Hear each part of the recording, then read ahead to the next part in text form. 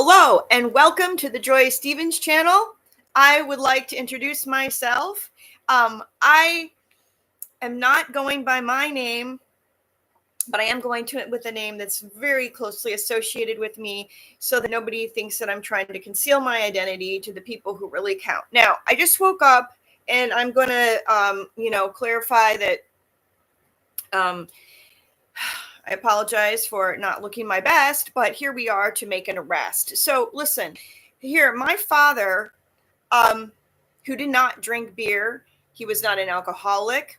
He didn't beat me. He loved me. Got his kids taken away by the deep state because he didn't pray before he married my mother. That's what he did wrong. He should not have married my mother, and I shouldn't be here. Absolutely no. Because the misery that he went through and that matriculated through the court system and throughout time because of all of the money that got spent to crush people's souls. That's a crime. And now it's on my face because there's a woman out there. I don't know that it's a wise choice to use her name right now, but she knows who she is, which is part of the reason that I cannot use my name directly, because she has attacked me. She has defamed me. She's physically attacked me, and I'm aware of even things that would put her in a federal prison. Let's just leave it right there. The problem is our system is bare. When you have information that's highly reactive and combative, that makes certain people have to look somewhere that they don't want to look, or somewhere that they don't understand, or something that is not convenient, then they don't have God's plan, because he knows everything and you can hide it, but you can't hide it from him. And everybody has that saying, like, at some point the truth will come out, but sometimes the truth comes out slow, like a spout, and sometimes it rushes and gushes. And so what's been going on with the Epstein list is that people have been putting the information out slowly, not boldly. The problem is there's people like me on that list, but not the list you're thinking about. Not a list who went to Epstein Island, which is Little St. James Island. Let's use its legal name. Okay? Legal name. I just have to tell you guys that I need to do my hair. I literally can't stand it. So there's no way to really pause this thing. So I'm going to put my fill in here for you guys to listen to. And that way I can do my hair off air. So should we give my pillow a name? Should it be a stand-in? Who's heard of a stand-in? Okay. In Hollywood, you've got stand-ins. People who stand in the gap. So that while somebody does the lighting, or while people get their hair and makeup done, there's a stand-in. Why don't we make this stand-in for my dad and all the men and women who died because my mother married my dad, directly or indirectly, because that's literally the situation at hand. The problem is I can't do anything to make myself look better. Not even my stand-in can fix that. Maybe my stand-in should stay in. right? We put people in the ground and leave their name out. That's insanity. We've redacted. This is the redaction, okay? This is what redaction looks like. It looks like a pillow, people. It looks like a pillow. Redaction looks like a pillow that has a long handkerchief, because there's always a string attached. A lie always has a string attached. Sort of nagging, right? You can't ever just have your free pillow because you've got your string. The redaction has a string. So the reason we don't have a list is for national security reasons. We have a redaction, right? It's a block. This is a blue redaction, okay? Symbolization. Hiding the true identity of the list. There's a list in here, people. You ever wonder why they redact information? They redact information because they're taking me out right here. I'm a person. I'm somewhere on the list. Let's leave my redaction here. Okay? We're going to play semantics. Here, Dad. Here are all the men and women that have died. Alan, James, all the people who are alive and dead, Lowell. Here are even some of the deep state actors that died without pride. Do you know how many men and women were not happy because they had to turn on their relatives because they threw their grandchildren out and under the floor and out the back door? Let's leave you with the redaction and no more for a few minutes. Okay? We're leaving you with the redaction because we need a reaction. Listen, so there's going to be a lot of paperwork that's involved with this situation, and there is no telling what will come out, because America has lost its spout of true information. Okay? Because everyone is afraid to know what might come out of the redaction. So, there's a faction over here. They're doing things right just off the scene. You can't see it. That way, they don't get banned. Nobody will take their hand and help them or hurt them because they're off screen. Some of the people are mean and some of the people are good. But that's the problem. We need the good wood. We need the good verdict in America back, guys. In America. We need the good verdict in America back. I just changed off screen because time passed.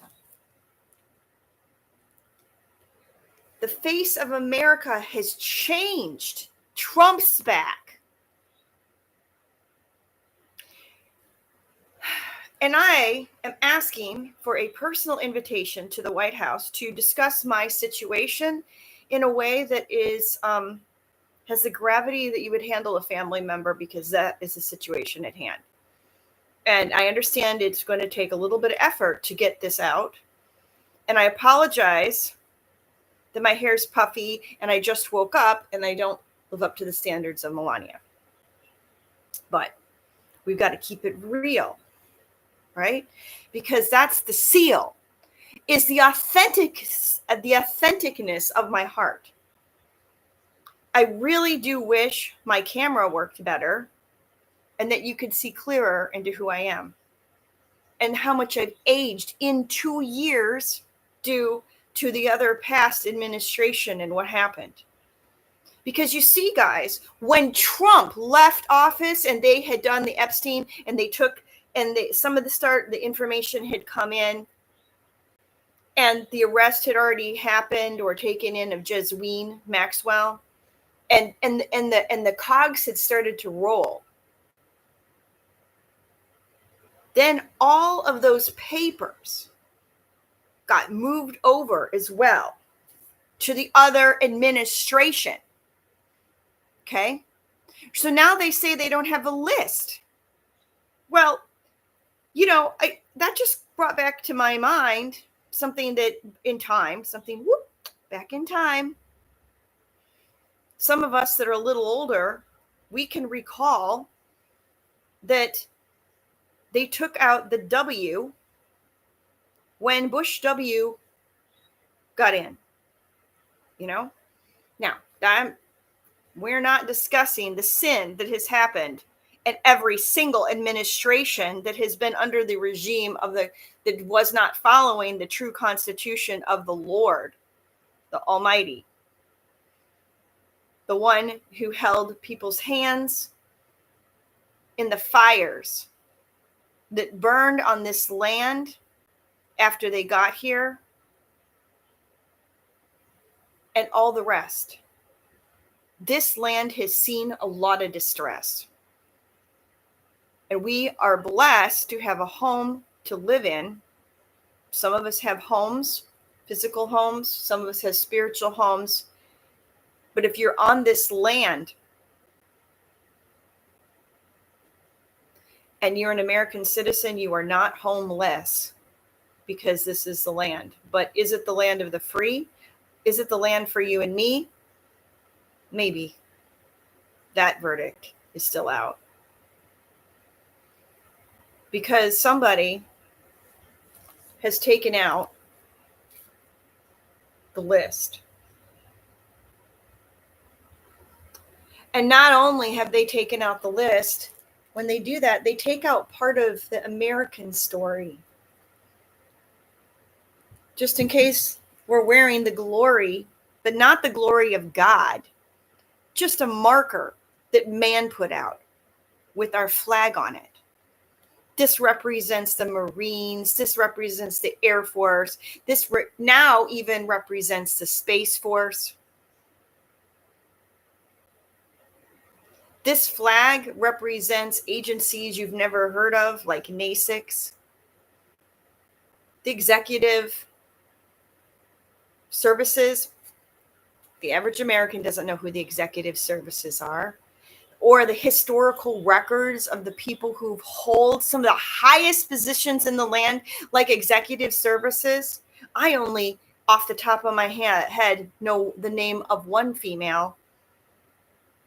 And it's because of one man who used to be on YouTube, who got taken out, literally, and thrown into jail in Florida.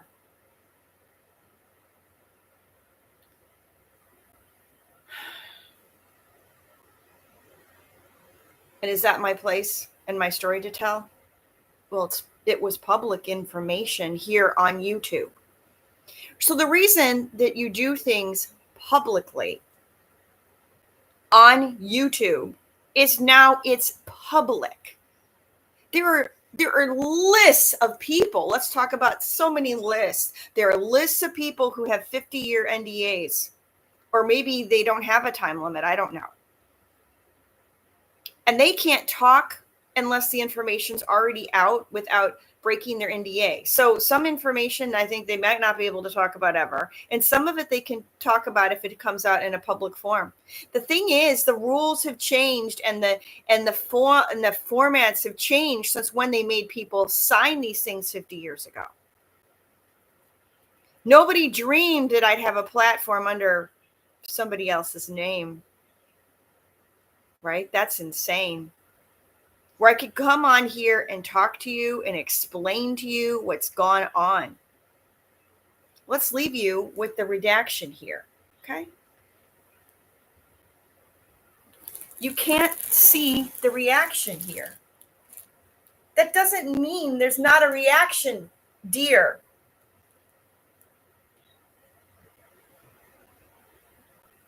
Because you can't see the face, well, maybe you can see the elbow. Maybe you can even see the hand. That's the plan? Was that the plan? What was the plan? They keep saying, what's the plan? The plan's the hand, right? The hidden hand that was hidden and is no more. Is there a hidden hand? There is a true hidden hand. But he really wasn't hidden. But when you hide your face from the glory of God, you miss his hand. And the deep state has tried to take away that plan. They have something called, we're trying to do our hair off screen. The hidden hand, okay? Napoleon, he's got his hand in his coat, right? He's got his hand in his coat.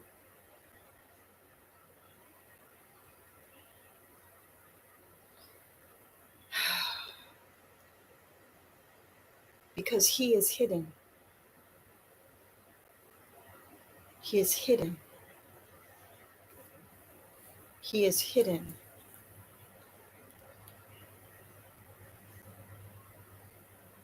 And there is always, he hid his hand in his coat. It's still there. That's like the politicians that work remotely. That's like the congressmen who work remotely. That's like the sheriff's department heads that work remotely. Or are they working via a remote, somebody controlling them? Hidden. Maybe through the air.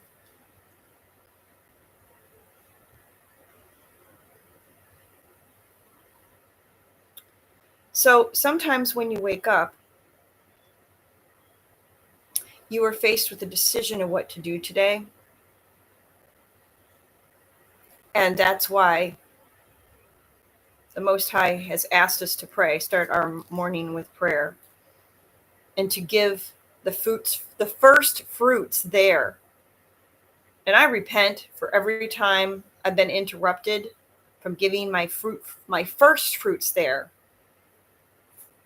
Because sometimes you get woken up by your phone, right? Sometimes a dog. Sometimes somebody's at your door. People come and they disturb you no more when you ask that your first fruits would be given in the spiritual realm, regardless of the situation, and you try to do your best to hold that up.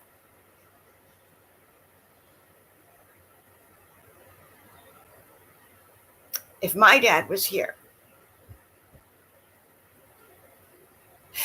he might not agree with me, even though he would know I was right. But he's not here the way I would want him to be. He's here in my hair, curly hair. He's here in my DNA.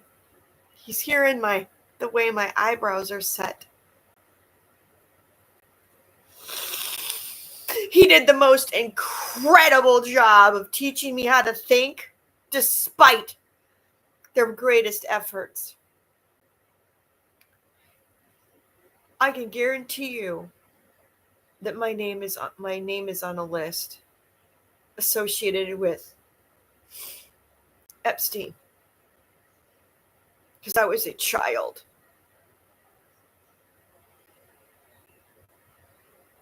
And my dad had strategic positions in this country having to do with land development and the prospect of changing the entire market with one of the most critical elements needed in the production of military alliances and equipment. Right? We can't bring the price down. Can't bring the price down.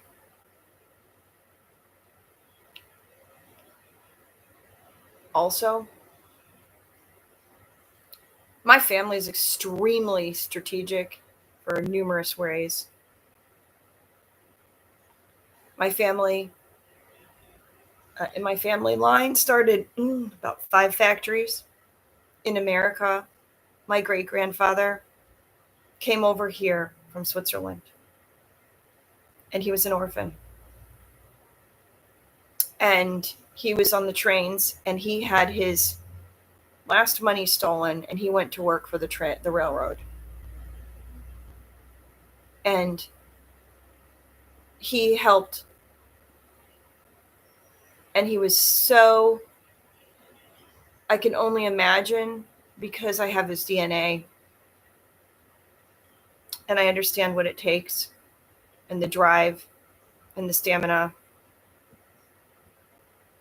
to really succeed and to impress the head guy who asked him to come back to his property before this man passed away and had him build the home and a place for him to stay.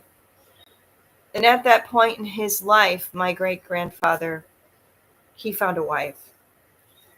Now, this wife, this is a tragic situation by any calculation. If you marry a woman that has had what happened to her happen, who came into the situation saddled, and my great-grandfather, he didn't understand the rules of this land. He didn't speak English well. But I've skipped a part, which I'm going to run back to, which is that he put himself through engineering school. Okay. Now, this information is redacted in a different way, not legally and not strategically, but because it will die with me if I don't tell it. Because I'm a carbon copy of the information I'm telling you on this. I never met him, of course. I got bits of this information from my grandfather, Stanley, and my grandmother, Phyllis, and my uncle, and my aunts, and my dad. That's what's so sad, is that my dad, this is his information, this is his list. The Epstein list is my dad's list.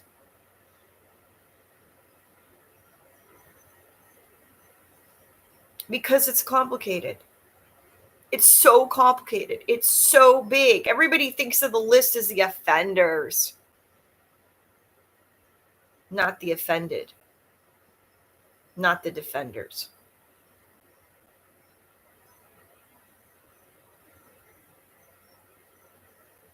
If we are the party of the people, explain to me where the people's representative is. I nominate myself to be a people representative of this country. And behind that, I have the backing, which has been taken from me, which I had very carefully stacked and organized in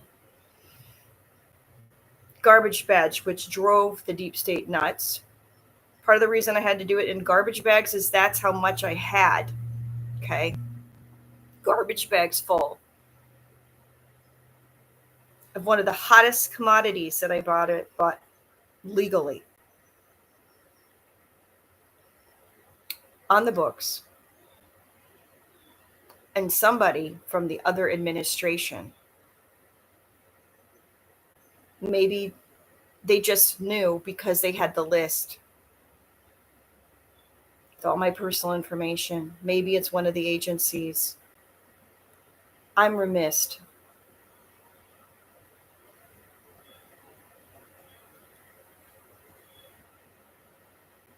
The problem is the FBI. There is no place to go. The whole system is broke.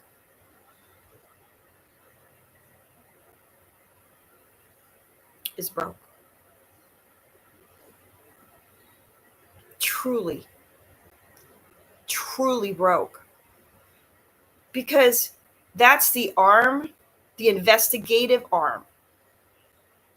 Okay? Investigative. Meaning they take the tips. If you don't give them the tips, they don't have the tips. So, who has the tips? That's the list. They have lists. I don't know. For some reason, I feel like lotion needs to come into the story. We'll try to use the other side of it. We're not trying to promote anything. There's all kinds of lotion. And on the back of lotion, there's a list. There's an ingredient list. Okay? There's just not one kind of ingredient in this situation. There's not just the list of the people who went to the island. Right? You've got the list of people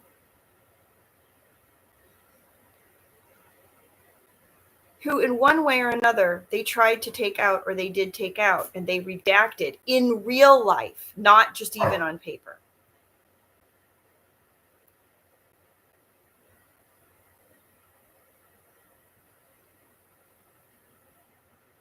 Where's the love? The list. The list of the ingredients of the situation.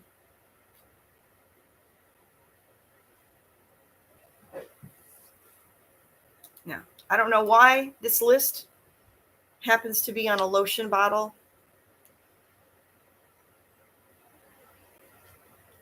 But it's because somebody printed it there. You ever worked in a printing factory? You've ever been in a printing factory? Paper stacked everywhere. Piles and piles and piles of paper. They better have a good security system or a fire. Because if something gets going there, it's a lot of paper. Can you imagine the paper trail? The paper trail.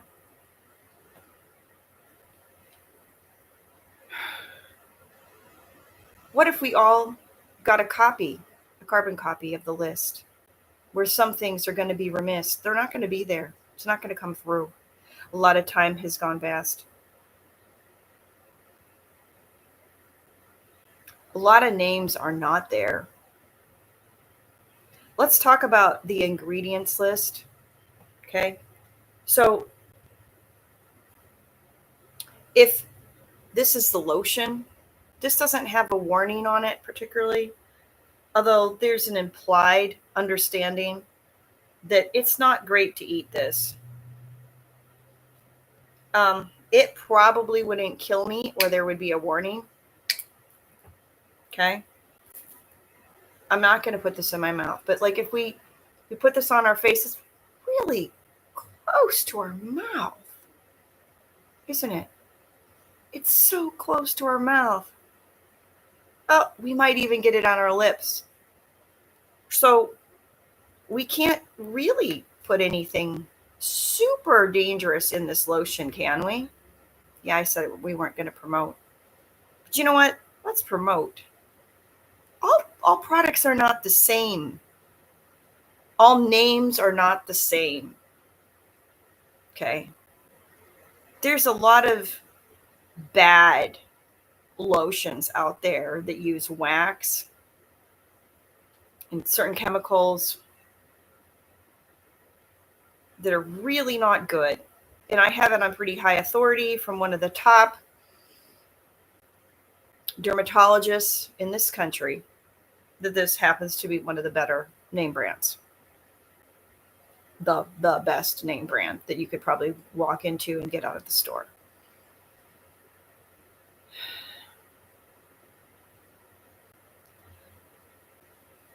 But here's the thing.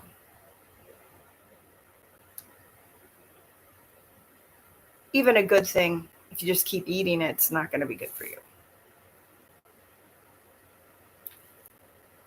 And isn't something toxic come with a warning label? So maybe the list should be coming with a warning label. That's part of the problem. Okay. Because there are, some active ingredients, right? Some products have active ingredients. The problem is this list, what's underneath this, the redaction, there's still some active ingredients. Even the people who have died, because they had children, they had friends, they had family, they had jobs, they had businesses they started. They're not totally redacted. Tried to redact my dad. My dad's redacted. What's he redacted from? Let me explain. They tried to ruin my dad, but my dad would not sleep with a prostitute. He didn't cheat on my mother. So what are you going to do? You can't control a man like my dad. But I guess you can. And they used me to do it. And I need to make it right. Because I was a child and my dad put up a fight as I got treated not right at all.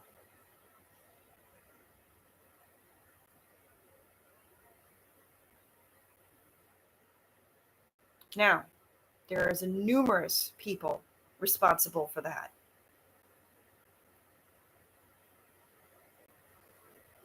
Numerous.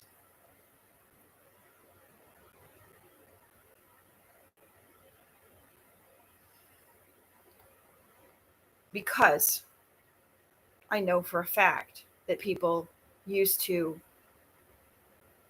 that my grandfather is what you might call an asshat, which means he did good and bad. And I'm going to clarify which grandfather. I mean my maternal grandfather, who looked like he was on their side. And by so many ways, he was a pain in my dad's side and just frustrated him to no end. Let's do what my dad would look like.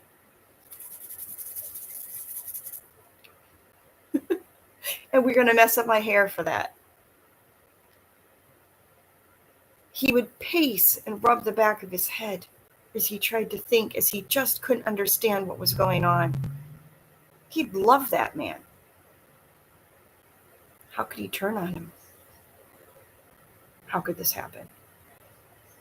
Because they try to get people to turn on their relatives. But the problem is that my grandfather was in World War II. And like so many of you, have relatives that won World War II. There's some lists and information.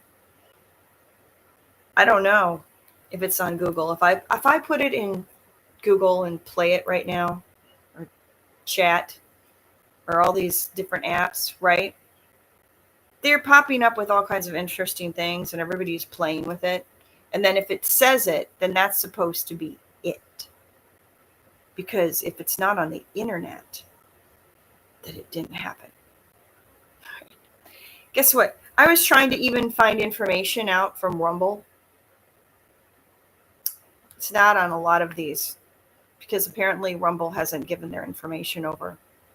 So everything that's on Rumble, not there. You know, you could actually take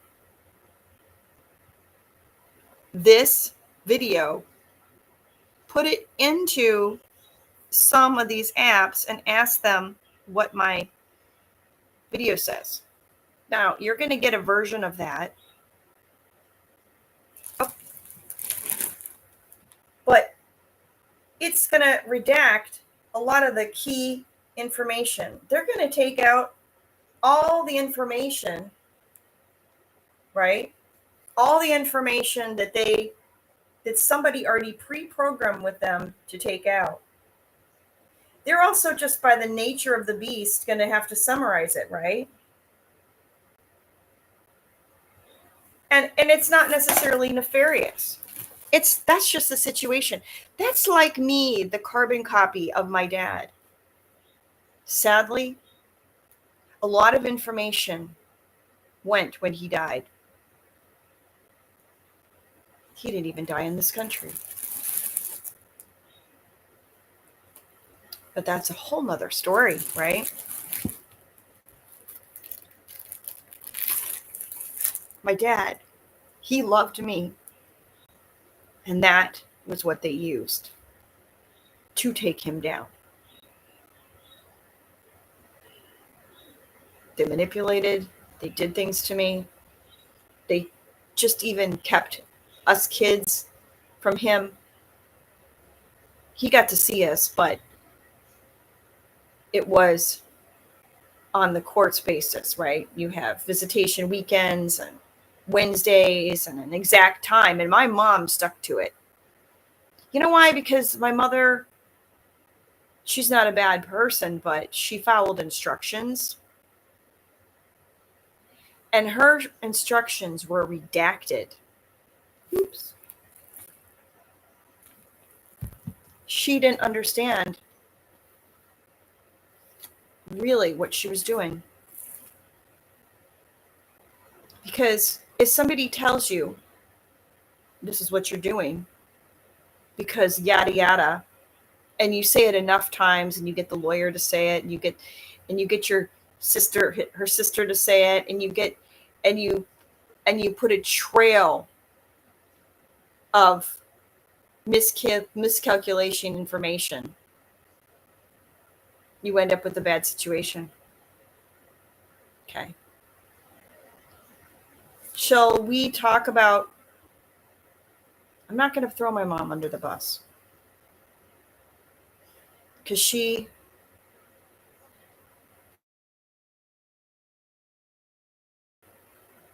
tries very hard to be a lovely person. And therefore, it is very hard for her to understand what her father did. But I also know that some of it he did because his hands were figuratively tied behind his back, maybe. Now, I'm giving him more credit, I'm pretty sure, than's due. But you know what? He never apologized to me. But in the end, before he died, I think he actually did start, he respected me. But he knew. You better not give her anything. You better set her up till the end. And did he leave instructions to have people steal my stuff?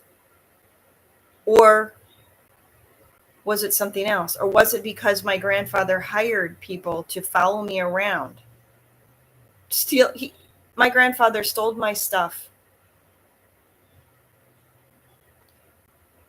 since I was a kid. People stole my stuff. My grandfather's, like, I don't know. People stole my stuff. Stuff just kept going missing. My homework went missing. My favorite bathing suit went missing. My video camera went missing.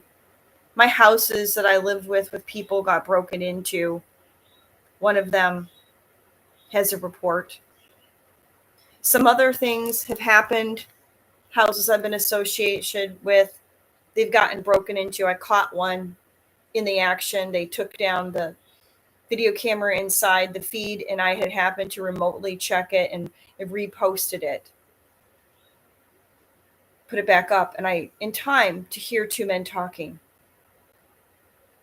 Pow, pow.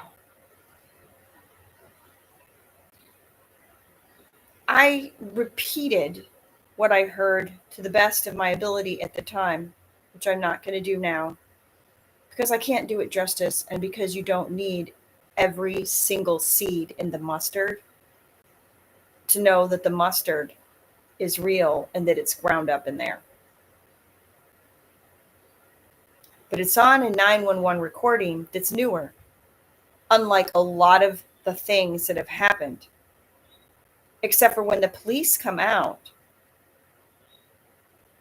to this call where I hear somebody in the house or somebody who is hacked into the audio talking about stuff. Nobody's at this house because it was strategically done when the person who owned this house was going to be at a different house.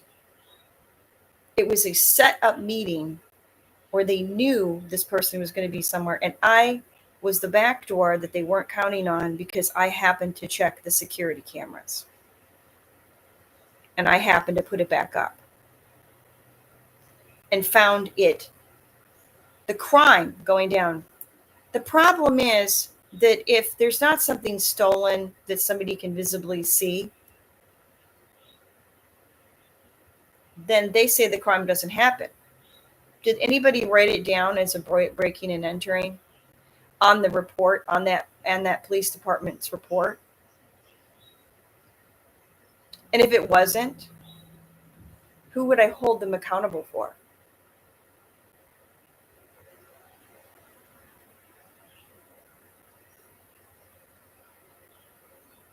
Because when somebody hears the house was locked. So I texted the next door neighbor, or called the next door neighbor and asked him to, gave him, because I didn't really want the police in the house. And I preferred giving the information to the next door neighbor. May or may not have been a good choice for lots of reasons we're not going to get into.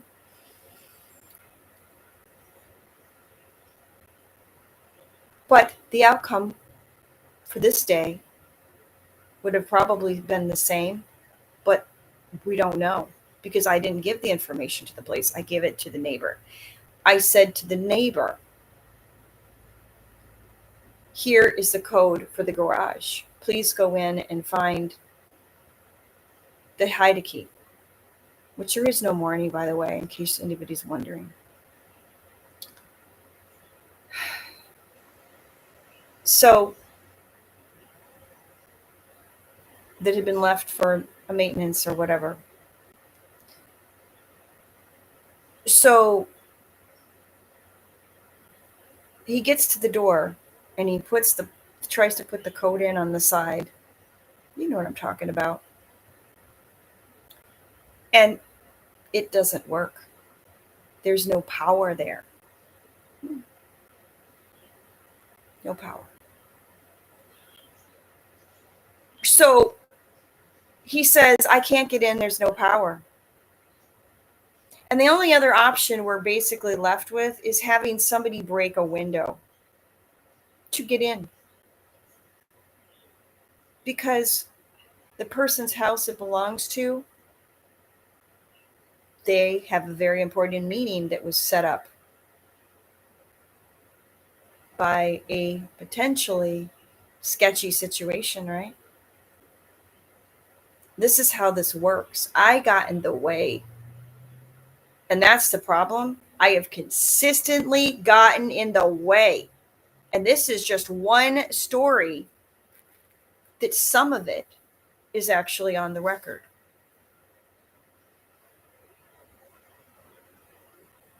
Right?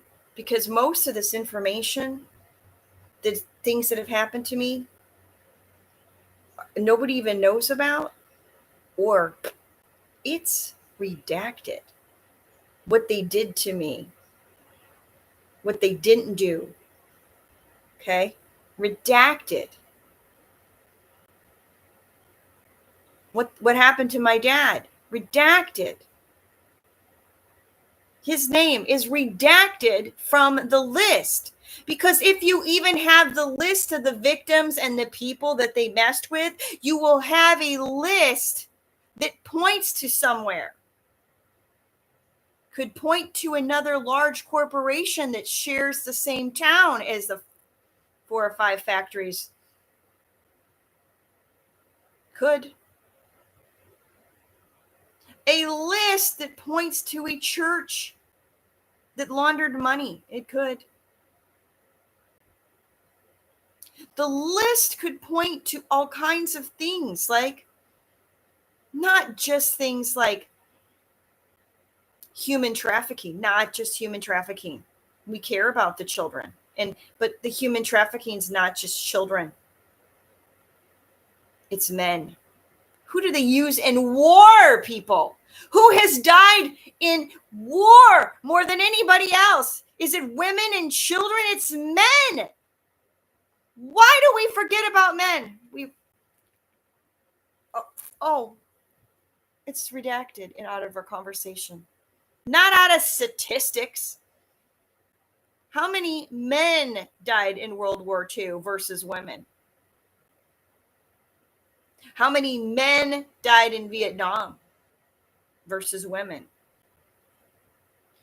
How many men died in World War versus women? The list goes on and on. It's amazing we have men walking around.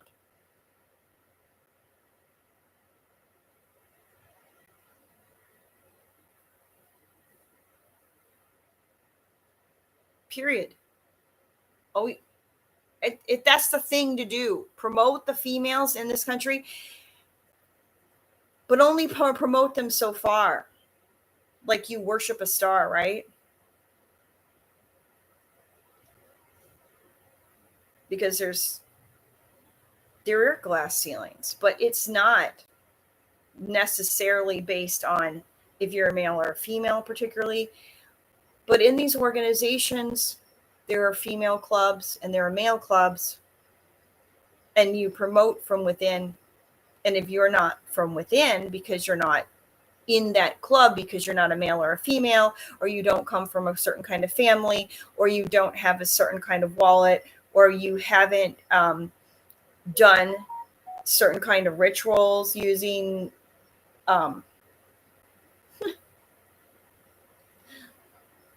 coffins, using guns. Some people, people know about gangs, right? Some gangs, they make you kill somebody apparently to get into the gang. There's a list. If every single person in this gang had to kill somebody to get in, there's a list. Let's keep it simple. Does people understand this better than the deep state, than the Illuminati, than what really happens when you're under in a colonoscopy? Okay. Let's keep it to something that you and me can understand, like something in our body, like our colon. You have to get the SHIT out. And if you don't,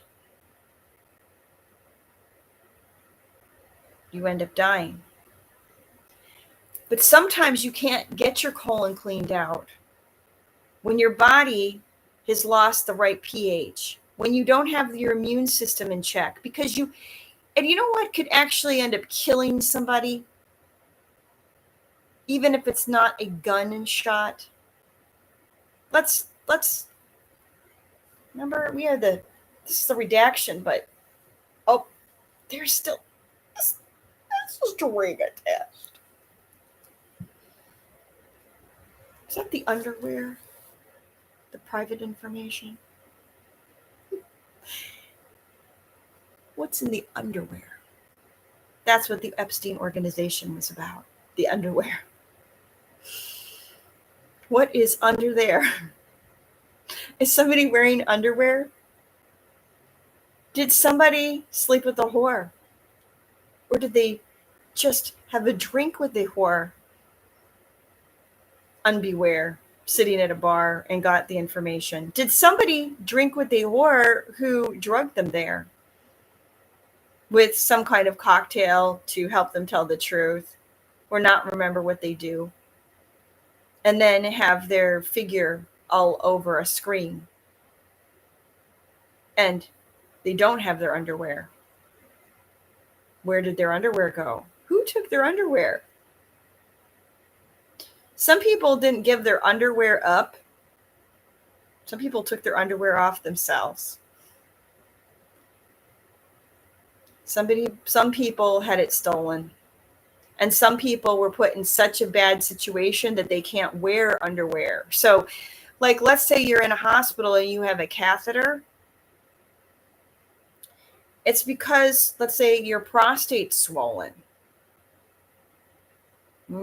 So swollen that you cannot urinate anymore and you need to have a catheter there. Now, they might have a bed covering, right? A cover-up.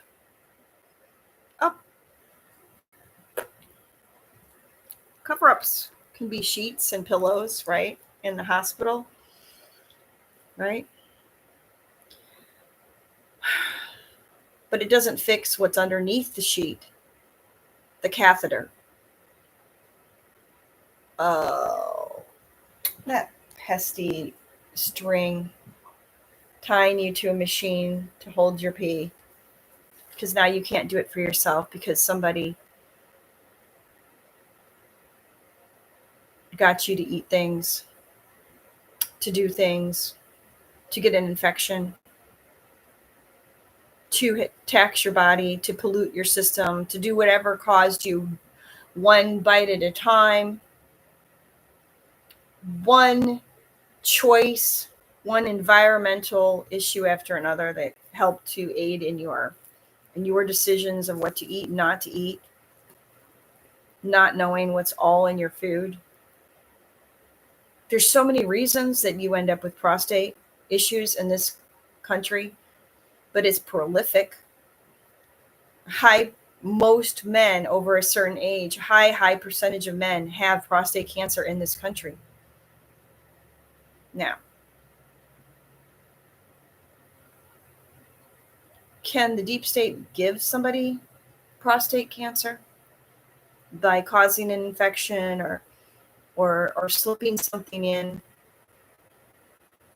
Not just a Mickey, not just a date rape drug, not just a prostitute. Could they do something to take your immune system out directly or indirectly? I'm going to say yes. Let's just say we even do it so indirectly, like maybe a situation like my dad, where you take the kids and you try to do things to the kids that are not necessarily good or bad, except for trying to take away their dad. And so he has to fight and spend his time and money, money and money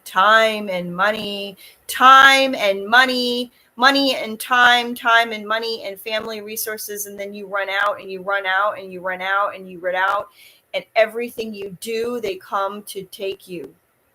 One step at a time, one rope, one note, one rock, one boat. Piece by piece. What happens if piece by piece they take your boat?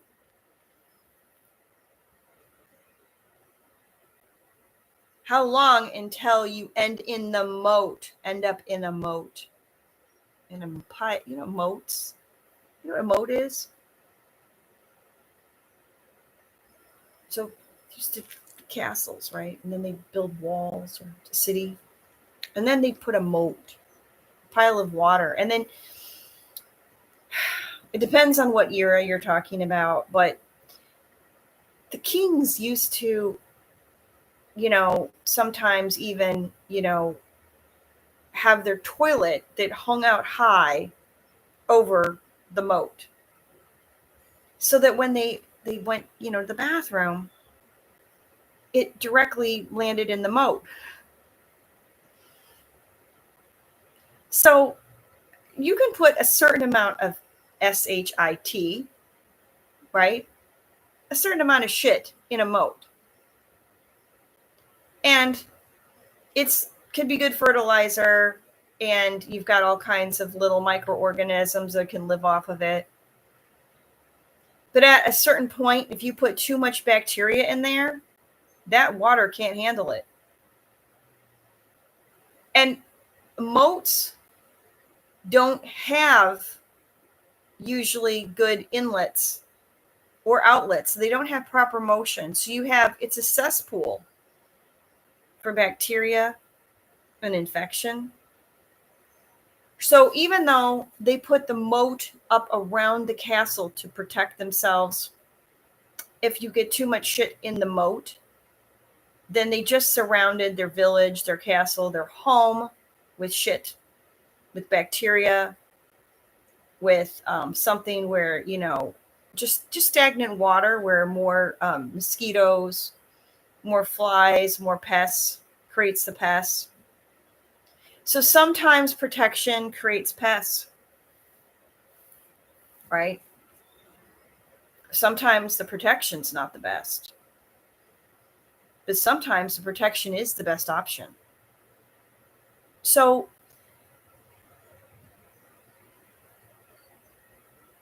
my dad is on the list of people they tried to control. That's the list. The people they tried to move out of the way because how they were strategically positioned, because of assets that they were afraid that person would inherit, or assets that they already had, or business deals that were in the process to be had.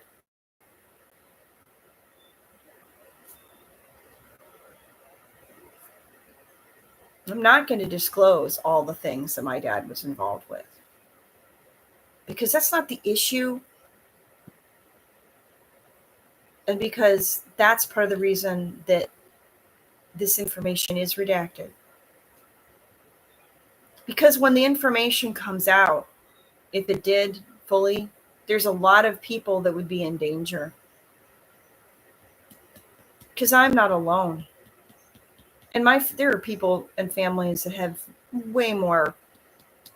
I don't know that there is such a prolific situation as my family.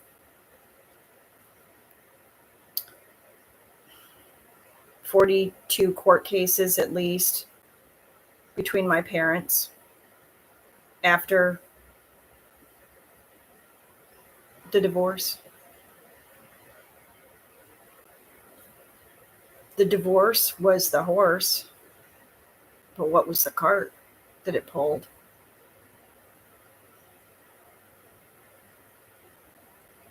So if you can't get him with a prostitute, and he's not an alcoholic, and he doesn't drink, and he doesn't do drugs, and you can't slip something in a joint that's going to kill him because he doesn't smoke the joint, okay? And he's not out at a bar at night, and he's not picking a fight. What do you do to get rid of a guy like that? Get him out of the way. Get him out of the way. We're not going to kill him. We're not going to do some killing. Or did they try to do some blood spilling? They did. They tried, but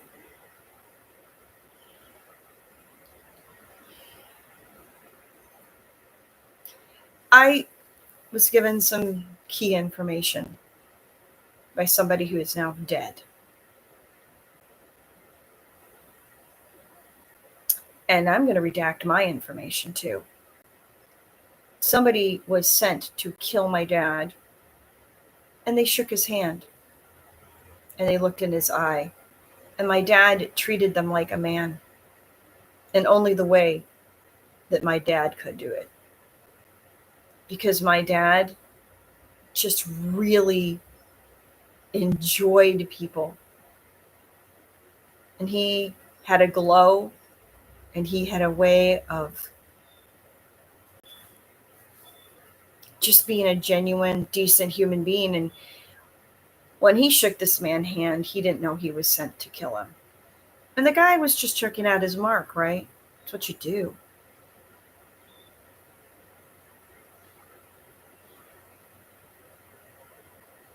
And that guy couldn't do it. He couldn't go through with it. And so there were consequences for him.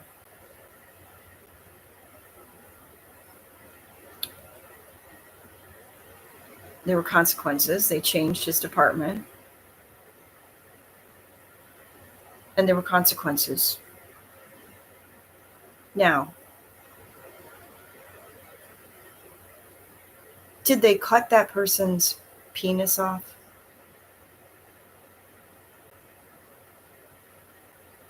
Figuratively, literally? Did they cut his hand off because he shook hands with my dad? Figuratively, literally?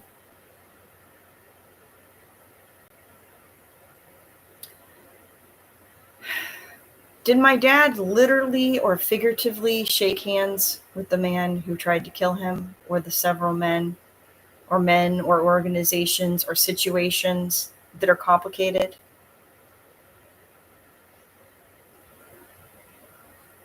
It's interesting how information can come out, because sometimes some people on their deathbed, deep in the night, they know it's not right. They have all the information on me. They have it on my dad. They know his friends. Because not only did they investigate my dad and try to find something bad that he did, which was, not helpful. Sure, somebody's tried to do that to me. Not going to find anything. So we try to go after you another way. There's lists of ways you can make people sick. You can try to undermine their mental stability. You can try to, the list is so long. I want you to think, I thought of that because of what Hitler did to even some of his own relatives. The list that what Hitler did, Hitler supposedly loves animals. So we've already handled a long list, so I just added a few more. So let's go back and start. You can divorce somebody. You can make them sick. You can take away their money so they can't go to the doctor to make them sick. You can try to infuse somebody in the legal department of their lawyer. You can compromise their attorney. You can compromise the court system. You can compromise. There's compromising galore. You can try to blow them up. You can try to kill them. If all those things don't work, then you can just try to make them look bad. You can try to do anything you can to get them sick so they'll go into the hospital system where they're just not equipped to deal with a lot of physical situations. Because we've suppressed a lot of information about frequency healing and light healing.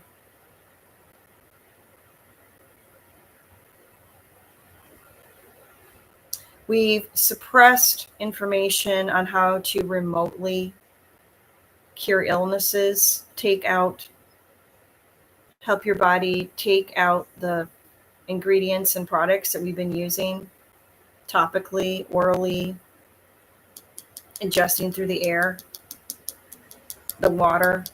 Every time you take a shower, you know what's in there? Our poor water plants, for Pete's sakes. The thing is, there are filters, but can they filter out everybody's medications that you don't have a prescription for? Here's the thing. It's not like nature. So there's some dangerous things in nature. And I'm going to point out that, people have gotten a little hyped up sometimes, like, oh, you better not use mouthwash. You better not use Listerine, or you better not use Lysol spray, or, you better not use Clorox because it's a chemical. But here's the thing. Sometimes those kinds of things are better than what's in nature, because what's in nature can also kill you. Because it's not the original nature the way God created it. It's the curse. The curse did it when sin came into the world. Okay. We're all supposed to work together. We're not supposed to hurt ourselves. But when the system, let's go with the water system, gets too much lotion in it, we're just using lotion. But let's say it's Lysol. We're using lotion because I happen to have it here. But let's say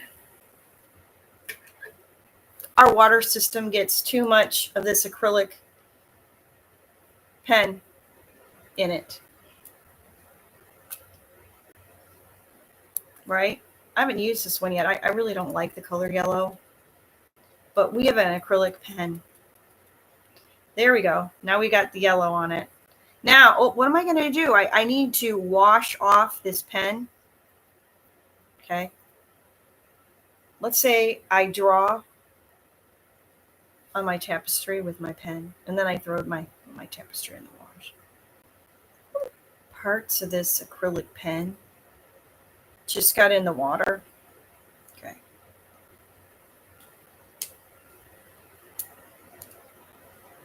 Is our public water system capable of getting out the acrylic pen? Is it capable of getting out moisturizer? Let's talk about other moisturizers like women's hormone creams, testosterone creams. Okay. Estrogen, progesterone. Are our water machines equipped to get out hormones? Okay, hormones are a good thing, but they're not necessarily a thing that we understand. They have to be in certain balance. And if you throw off that balance, you're in trouble.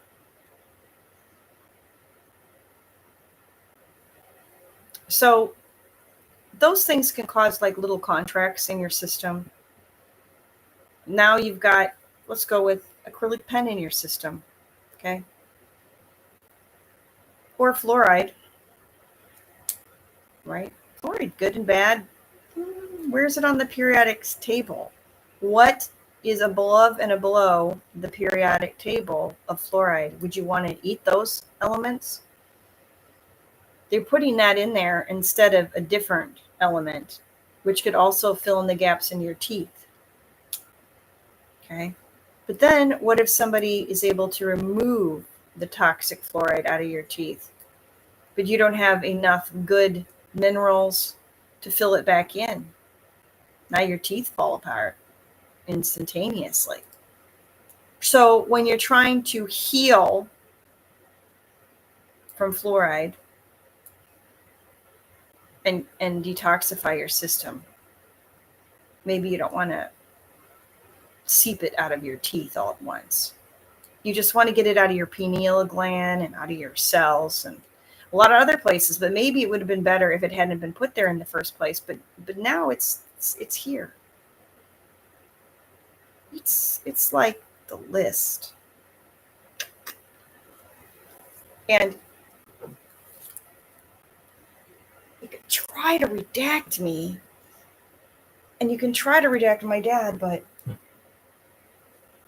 oh, look at this. The nagging truth lingers. And even if you're able to cut this off and chop it and chop it and chop it, God knows. God knows. The Most High knows. Yahuwah, the Father in heaven. Yahuwah is how they say Lord, right? In Hebrew. One of the more original languages, unlike English. Let's talk about English for a minute. Some people make up words, they make up new meanings, they stress vowels or consonants to try to, alliterate their composition of a concept. To try to redefine a word. Can you redefine a word? Well, you have to go back. Where does the English language come from? It's it's a Romance language derived from, a bunch of other languages. And, at this point we have pop culture and we have society, and we've come in and we have made up words for brands and different things. It's important for the matrix. It's important to use for the metrics when you're trying to type things into YouTube. When you're trying to find things on Google, we're going to make up a word. We're going to change the spelling. We're going to do anything we can that's a little absurd, because that is how you market in this society. The stupid truth about YouTube is that if my lighting was a little bit better and maybe I was wearing makeup, this video would be more popular. Or if I put up other videos, this video would be more popular. It would even, be suggested. But this is a marketing tool right here, because it's here to symbolize the love. Because even though somebody tried to redact it, it says, in the end, the love remains. Now, I'm going to tell you, I love my dad.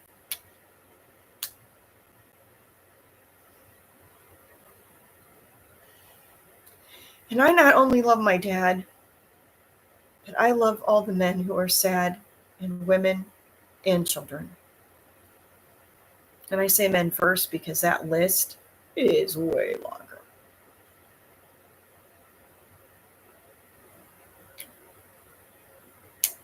Because men are the ones who get attacked in most wars, and this is a different kind of a war. But the list of men is really long, and I am a grown-up child from that list of its victims.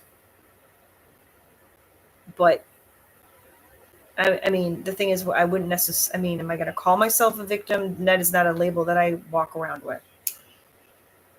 That is a label that if you heard what has happened to me, my life is so absurd that I could sit here all day and tell you one ridiculous story after another.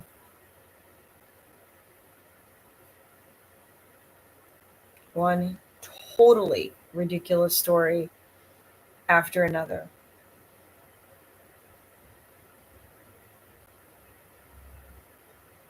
So, in the house that I stayed at a lot with my dad, we had an old wooden radio with a I think there was even a record player in there. We didn't really play records. We did play the radio, and my dad used to leave it on what you would call radio music, like elevator music, just la la la, where maybe popular songs that have the lyrics taken out and have a more an orchestrated version of it. And he would just play that music low and soft, or not super low, day in, day out. anytime he was going to talk to us, because he knew that they were trying to tap the house. But I think they actually quit trying to tap the house because they knew that he wouldn't say anything in the house. So then they took to tapping other things. I only figured that out later. They had other means. I mean, I grew up knowing that somebody was sitting on our house all the time, and I thought that it was my grandfather who'd hired people because of the divorce and stuff. Did my grandfather, was he remorseful that he did that? I don't know. Should we have called the police on that? I mean, if we had, they're probably a private investigator. They're licensed to be there if they want. If somebody just endlessly has the money to pay them, because those guys could be bought, and they don't know the situation. They don't go and confront the person and say, we're investigating you because somebody made up this accusation, because they're not supposed to frivolously do things. But who holds the private investigators accountable, right? The police. Who holds the police accountable? Not you and me. Where are we going to go? Even if we know that there's a crime, try to get the police to investigate a crime. Let's go back to what happened at that house that I caught somebody circumnavigating. Let's put it that way. The security system that was put in there, the cameras, so they could watch, put in their own equipment, their own spin, right? Because that's what happened. You put in a security camera for your security. All you did is hook it up to potentially the deep state, your enemy, a hacker. You just gave them free access to inside your house. It cost them minimal amount of money. But what if you use a better service, which uses like the old-fashioned ways with the wires, and you don't use the Wi-Fi and certain things that are hooked up to the computer that are easier? Then maybe they need to send a team out to the house to do something, right?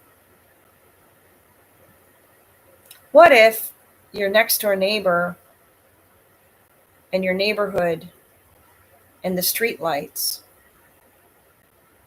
and the satellites, they all have cameras? Do we turn the satellite camera off? How many cameras do we? So my neighbor says to us, well, the electricity went out last night or whatever, because there was a lot of, there was a maintenance truck parked in front of our house while the police were there. Did they investigate that? No. So he was like, I brought that up as being suspicious, and he said, well, the power went out, which makes, the security systems go out and different things go out. So he felt that, it wasn't suspicious that the street had an normal amount of maintenance people there. Okay.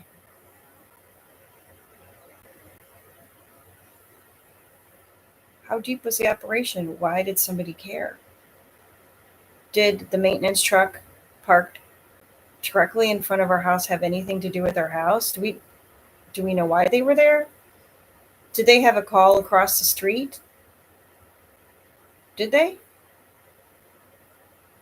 Did they make the call by having the power go out? Did they cause a problem?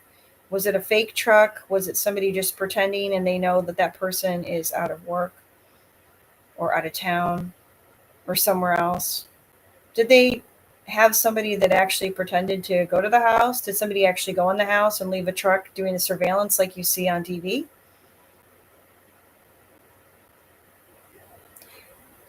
One of the things that I think is crazy is you have all these shows like NCIS and they're supposed to be the best. And they're always doing things like fingerprinting or what, or are they? If you actually have a crime, so I asked to, have stuff fingerprinted. Well, we don't do that. The police said, we don't do that. We don't do that. We're not going to investigate that. We are not going to investigate that. Okay, now we're done. Oh, it's in the past. Who cares? Who cares?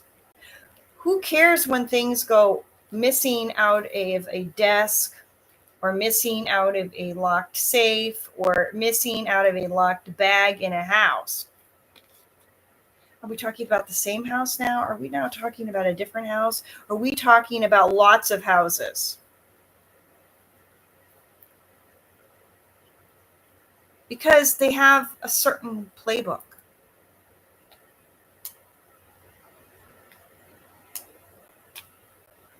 Did you really misplace all of your most prized photographs that your child sent you of a film or a project that they worked on that would have been eye dropping and helped their career, and proof that they were there? Did somebody steal it from you? But why? Why?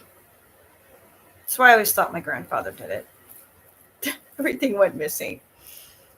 And a lot of my personal, I did a really large show. I'm going to leave out the statistic information.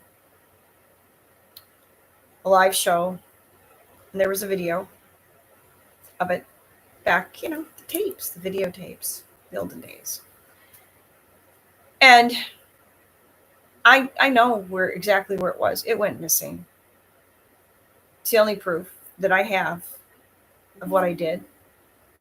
Right? Oh, my computer cord, it just unplugged and it dinged, but you didn't hear that. But I saw it. That's what happens to your life sometimes. I just plugged it in. Because if I don't plug it in, then my communication goes out. So if they use up all of your resources so that your power goes out, so your communication goes down with your brain to your body, or from your mind to the outside, and you're almost dead. So my dad died. I didn't know he was sick. We're not going to go into all the reasons that happened. It's tragic.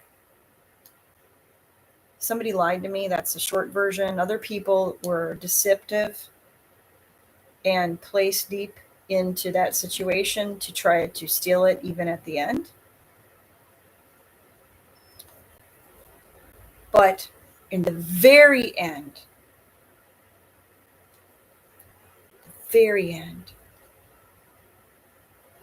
I got word he was in another country dying. He was already unconscious. And I cry about my dad all the time, and it's interesting how I'm not doing it now. My dad wouldn't cry because I'm disclosing. My dad was a fighter, man. Dad was a fighter. I'm not really a fighter. I'm a creator. I'm creative.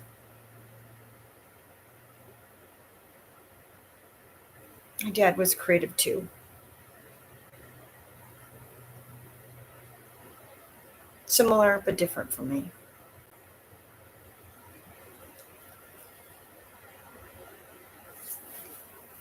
And now I have too much lighting. So I have a background in film and television, and I have a window. And it's affecting the lighting. So the lighting's really bad, and I don't have any way to fix it. they don't have a pause a live stream.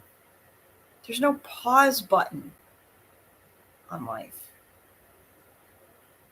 Sometimes a situation gets overexposed, right? This part of my face is overexposed with light. It makes it hard to see all my features. And this side of my face is not. And in this case, it's sort of okay, but it's a little shady. Shady. So some things having to do with this Epstein situation have been overexposed, and some things are shady. And that's the problem. That's the problem. What do? They need people like me to explain it to you. The problem is they can't come out and say it.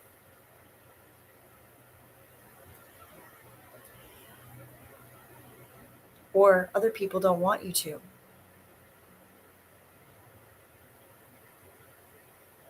Maybe somebody tries to get rid of me because they know I can do this. And because they know who I know. And they know what I put together. So my dad had huge projects that he put together, which is partly why he got taken out, is he put together a large projects for this country, for the world. My great grandfather started 5 factories. My grandfather invented stuff that was under 50-year patents. And was he under a 50-year NDA? Probably. Because he invented, my grandfather, my father's father talking.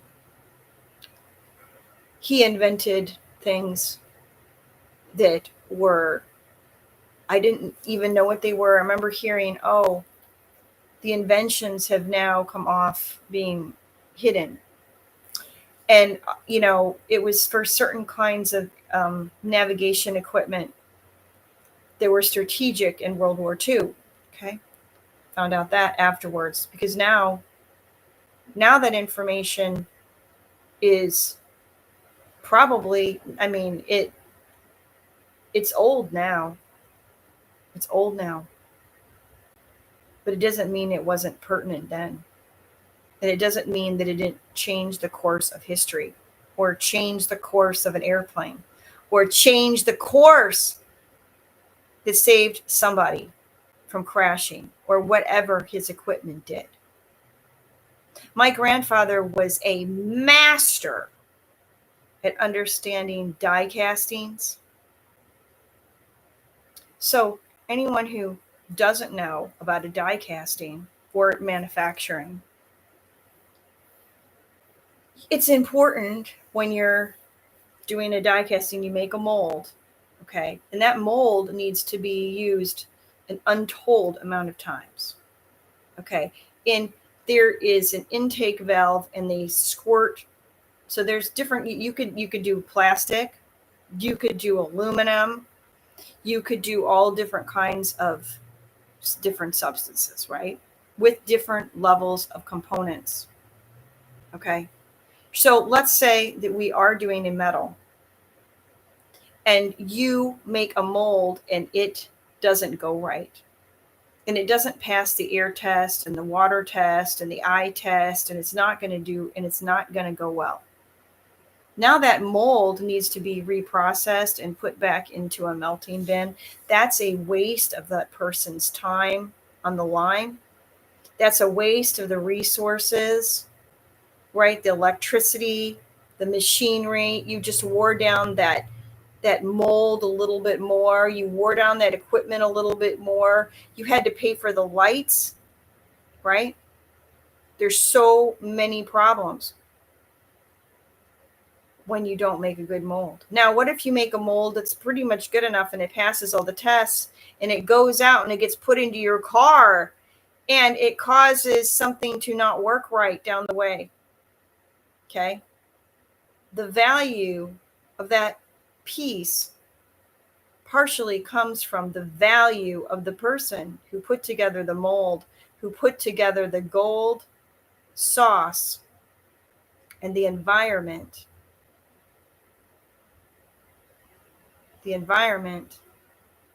to process a good piece that goes into your car. Every person here has been touched by, directly or indirectly. This is how small the world is. If you're in America, and maybe even if you're around the world, there has been some piece of history that my family, directly or indirectly, my DNA, I'm not responsible for all of this. I'm the carbon copy. I'm responsible for what I'm responsible for. I'm responsible for the books that I put out. I'm responsible for my patents that they tried to suppress. I'm responsible for a lot of other things that I do. Okay? But this is and isn't about me. Okay? I'm very young when I'm first put on this list. Okay? Because I'm one of the ingredients of the situation. So I've been told, because I put out some of this information somewhere else, and maybe I will post it on this somewhere else, but I'm really just doing this live on a platform not under my own name, but that can legally be traced to me, directly or indirectly.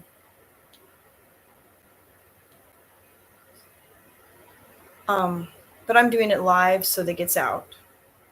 Because if I put myself on the spot, I just do a better job. If I didn't think this was going live, then I would think I needed to edit. I would think my hair mattered more, even though it does matter. It matters that I woke up exhausted, didn't get that much sleep, surrounded by my computer, my phone, my paperwork, projects that I've been working on, right?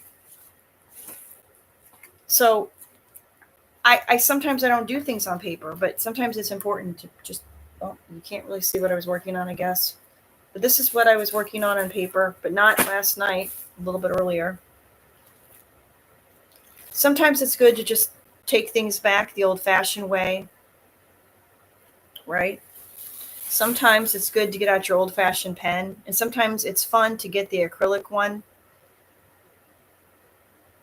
so that you can draw on the paper, so that you can, it's a little shinier and a little brighter. I could take that acrylic pen and I could write Stephen on this. I could write Stanley on this. I could write Alan on this. I could write Phyllis on this list. I could write Lowell on this list. I could write John. I can write Benson. I can write all kinds of colonial people's names. People who've gone all the way back to when this country had some of the first people, this land had some of the first people who came over on the boats. You know, they starved the first winter, the pilgrims, they did pretty much. They rationed their food, they rationed their corn just to like several grains. It's amazing what you can live off of if you have to and survive, but a lot of people didn't. They died. And you know what? Because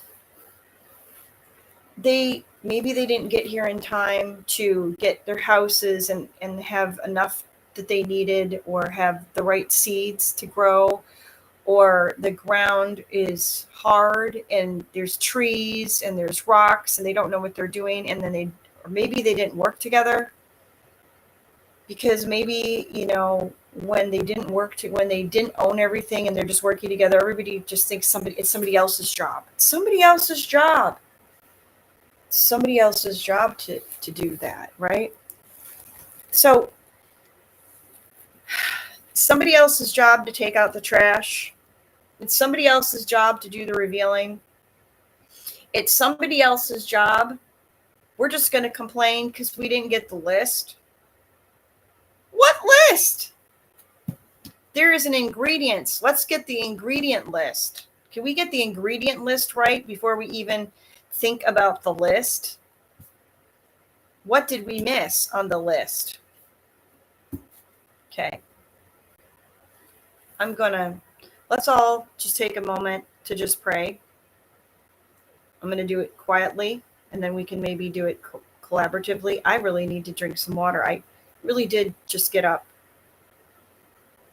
and I really do need to take care of myself.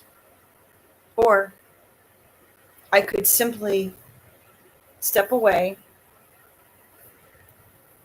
and leave the list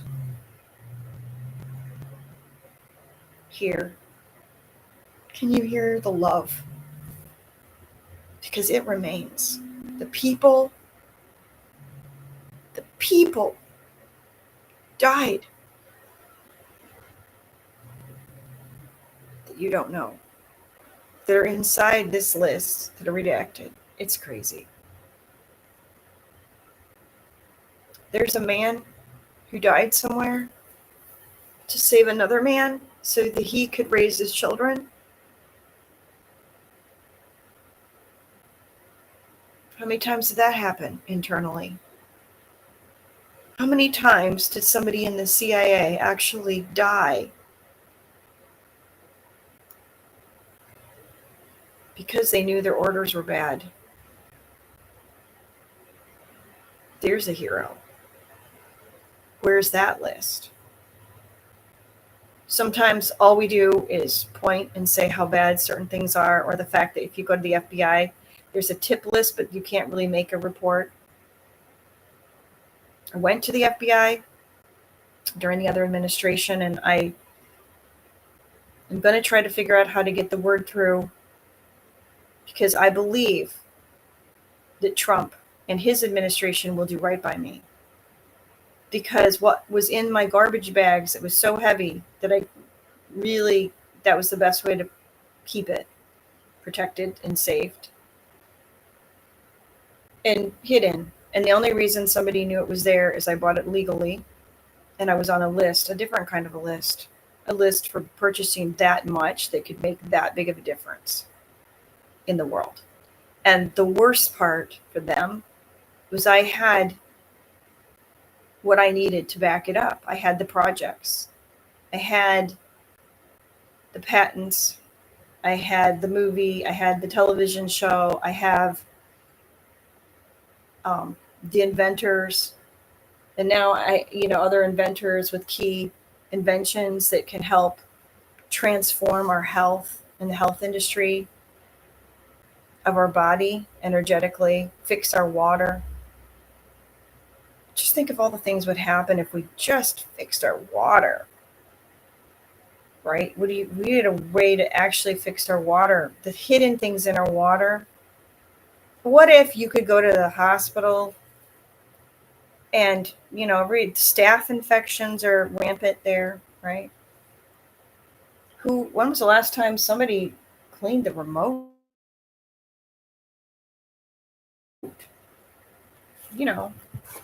The remote control. I have a remote handy. Remote. When was the last time they cleaned the remote at the hospital when you're surfing the TV? Okay.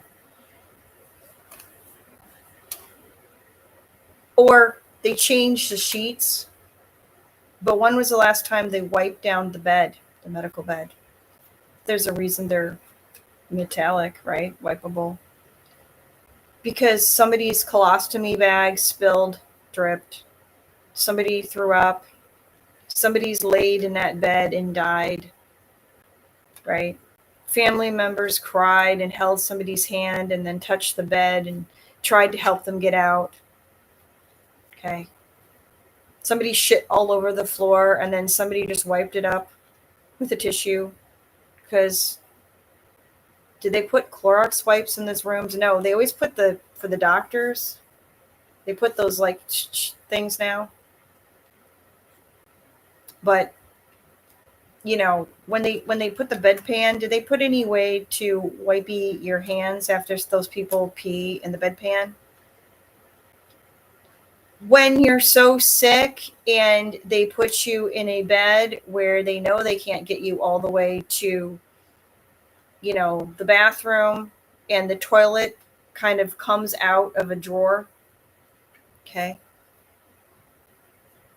Now they washed the toilet probably, but did they wash the handle on the drawer?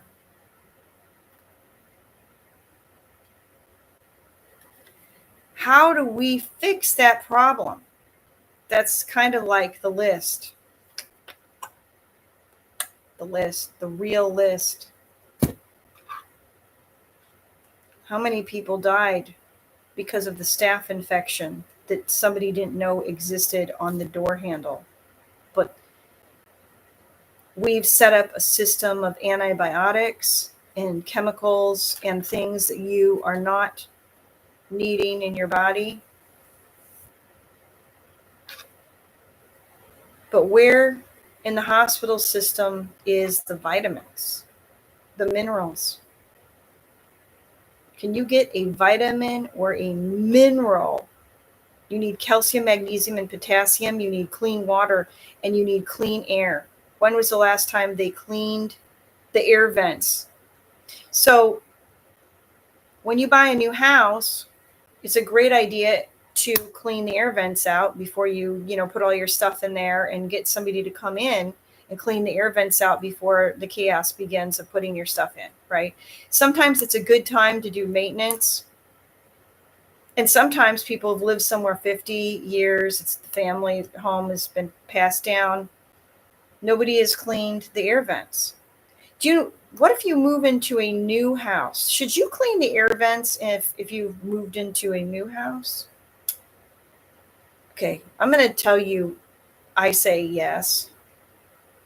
Because what I was told by an air vent guy, who was one of the best, and he's one of the best because he explained it to me. Right? Was he the best air vent guy? I don't know. It mostly doesn't matter. It matters that you just do it, because they basically, put suctions on things and pull things out. And what I was told is with new construction, a lot of people are lazy or whatever. They're cleaning up, or they don't mean to, or, whatever. They find, snacks, cups, wrappers, dust. It's like a dustpan. They just like, and then nobody sucks out the air vents. Nobody sucks out the air vents. You've got somebody's cigarette butt. If your kid has allergies, have you cleaned out your air vent? Or at least put a filter in your room? Sometimes you don't have the access to clean out stuff. You live in an apartment complex. You don't have the money to clean out the air vents. So that's not something that you can just do yourself. It's not like cleaning your bathtub. You can do that. But what's hiding inside your air vents? It's like, what is hiding under the deep state? Okay, what I'm sick of, and I'm going to defend the kingdom of darkness right now. Whoever you are, whatever name you're on, and that may or may not mean the deep state. But the deep state gets blamed in the truther community for some things that they didn't do.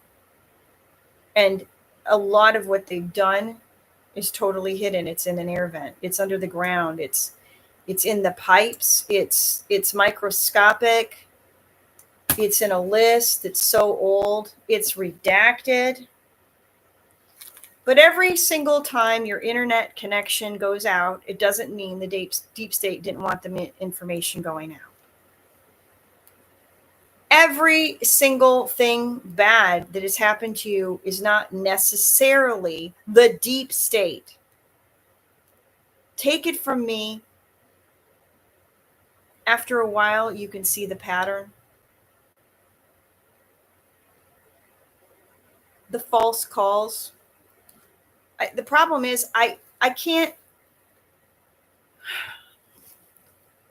The reason you need to be careful, and sometimes the reason some things do need to be redacted is, and one of the reasons that I do need to talk to Trump and people who are very high up, is that you don't want to say some of these tricks that they do, how they use the police, how they call things in, and how they make things up to, let's say that you're doing a crime over here, and then you cause a little crime over here, and you distract the police over here, and you can do this, right? That would be one way of handling it. But I just gave an example that is pretty clear cut, that you could think of, that you could see on a TV show. What I'm going to say is the way they take people out can be so insidious, like with my dad. You can't get him with a prostitute. You can't get him on an Epstein list. No, he's not on that kind of list. That's not how he got on the Epstein list. Epstein list is so much bigger than this, because they use all these different organizations, that all of the PIs that don't go by the rules, that will break into your house and put in cameras, or that has a relative that actually gives them a key. Let's say that somebody in my family is a deep state person, right? Somebody in my family is a deep state person. So let's say this is the deep state person, but this person doesn't know. Oh, the same hair, the same family. But it doesn't mean that when I wiggle this, it doesn't mean that it wiggles this, even though it's the same head of hair. So what if the private investigator is given a key by one of the members of the family, but this family member doesn't know, and they actually own the house? But this family member helped pay for the house, so they think that they can do whatever they want. Okay? Just an arbitrary example. And let's say that this family member right here, okay, they want in that person's room. This person wants to know what's going on in this person's room of this person's house. But it's all the same head of hair, right? So it doesn't matter. They can break into each other's houses. So let's say you break in and they have somebody come in, and I'm just going to make this up. They steal this remote, because I have it right here. They steal this remote, and they open it up. They open this remote up. I can't open it up. Pretend I opened this remote up. Okay. And they put in a listening device. Okay. Let's say it's the olden days and they had to take something that actually plugged in. So let's say that they took a lamp or something like that. Okay. Something that plugs in, and they added audio equipment to it. And then they got to get it back into the house. But let's say they hear somebody coming in. Let's say that the agent's a little lazy. Instead of maybe it's a different agent, because now it's a time has passed. It's a different person. They don't even know what room this lamp came from, or this remote. Which TV did this remote come from? Shit. So they come in and they use the key that they're given by the person who owns the house. No, they don't know. You try telling them this happened to their house, they say, no, it didn't. That's crazy. This person didn't give the key so that this person can get spied on. It's all the same head of hair. They should all know.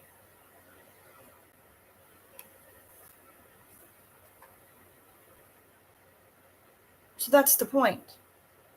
Now, they don't, it's a different agent or person. So they leave it in the middle of the house in a different room.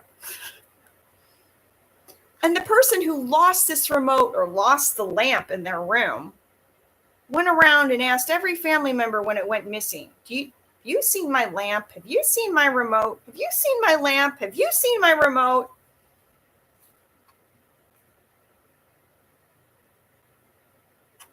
If it's not obvious, this has happened to me. I'm this. There was a this. There was a this. All the same head of hair.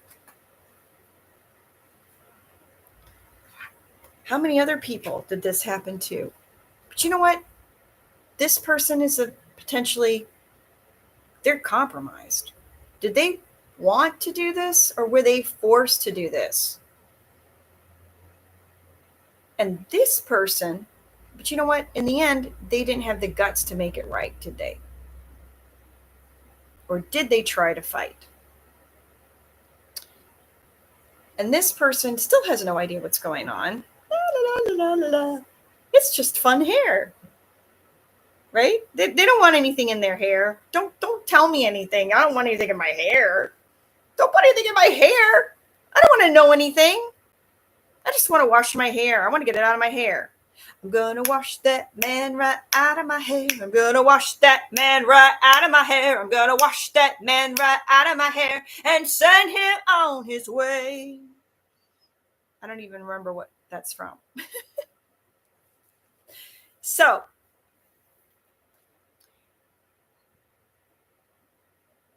that's the bottom line.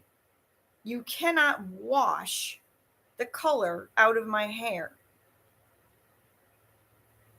You can biodegrade my DNA.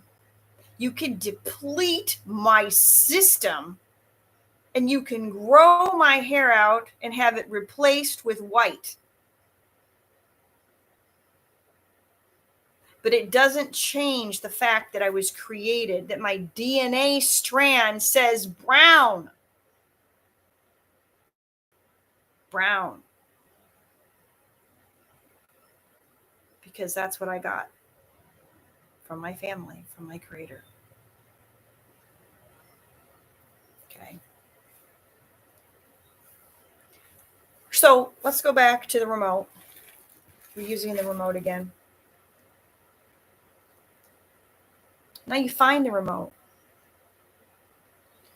You're not supposed to realize the remote missing. You're supposed to think that it was just like under the couch or something, because people don't talk to each other anymore.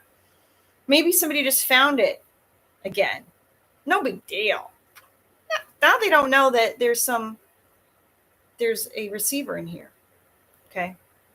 But let's say it's something bigger and more old-fashioned, like a lamp. Okay. You noticed that lamp was gone. But let's say that lamp didn't belong to you. Let's say that lamp belonged to your brother, your sister, your mother, your cousin, your best friend. She lent you that lamp. Okay? Because she didn't need her lamp. She lives with her sister and they have a lamp in their room and they don't need two lamps. So they let you borrow a lamp. So because the way you got treated was so, you don't have your own lamp. Somebody gives you their lamp. Or let's say you have fluorescent lighting and you don't like your lighting. So somebody gives you their lamp, right? Let's adjust how we're sitting. So that's the way we can just show off the American flag. Because we're sitting here with the redacted love, but the love's still here. The love's still here. because it's still connected to the truth. It is true. Love is true. So, does this person hate this person, or the system? Are we going to try to understand what really happened?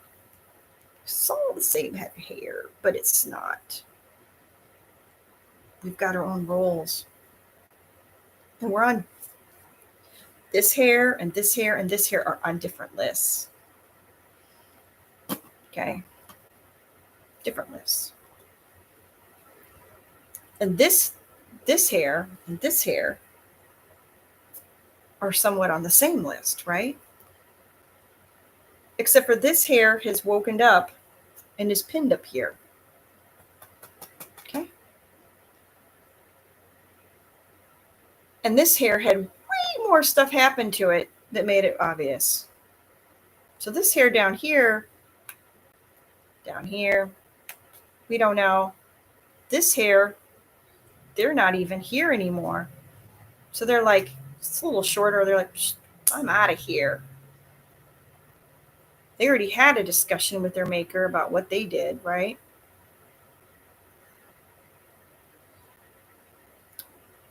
So we have a dead list. We have a live list.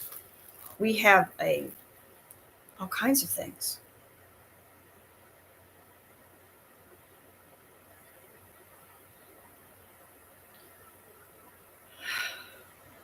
I think we should have some grace and mercy for the deep state and some of the players. I really believe that they should have an opportunity to turn themselves in and say what they know and to join the right team and put in their talents, their contributions to the future. Because if we take down everybody on this part of the list, and we take down this, what do we have left in the universe? Right? Earth. What do we have left on Earth? Right? Can we control everything on Earth with a remote control? We've got Earth here. Earth. The universe is really big, but this is our home. And at some point, it looks really small when you put it into perspective. So everybody wants to take the deep state down, and I want to heal the deep state. That's what's wrong. Sometimes healing it means you need to take out the dangerous toxins. I'm not the dangerous toxin, so people can stop trying to take me out. The other thing I'm really sick of, and I'm going to defend the deep state, is there are some people who want to call themselves a truther, and they come out and they ask for money, and they say things like, my brake line got cut, or, something like this. And did the deep state, and they say, oh, the deep state did it. My internet went out, the deep state did it. I must be over the target. The deep state did it.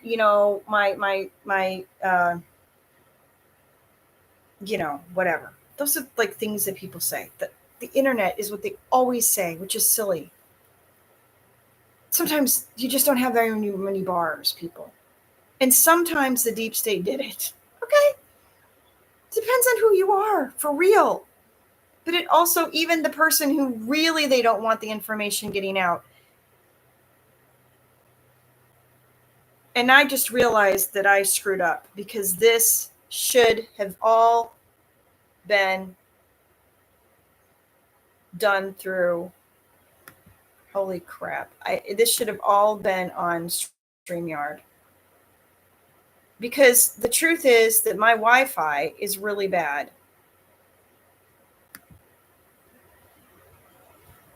And now I'm going to do what I always do, which is I try to fix it. And I'm trying to fix it a little too late. Because I woke up.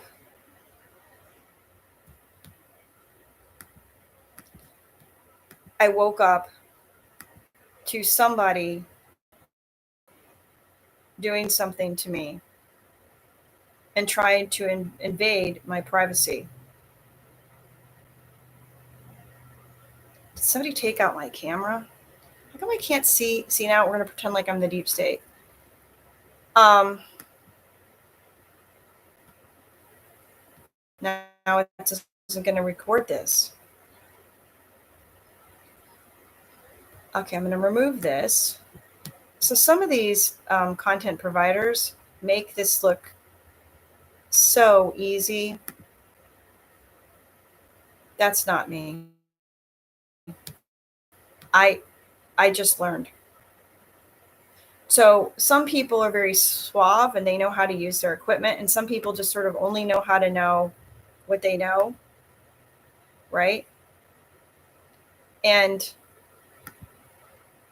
so we need to figure it out. We need to figure it out. So I'm going to try to figure it out right now while we talk. And I want us to all to start to pray. We were supposed to do that. I wish I had a partner here, somebody else that could take over and handle the situation. I don't know that I can share my live stream when I didn't do it immediately the correct way. I'm going to add to stage. This is not the way.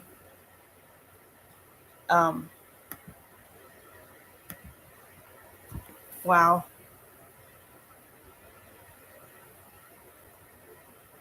Okay, so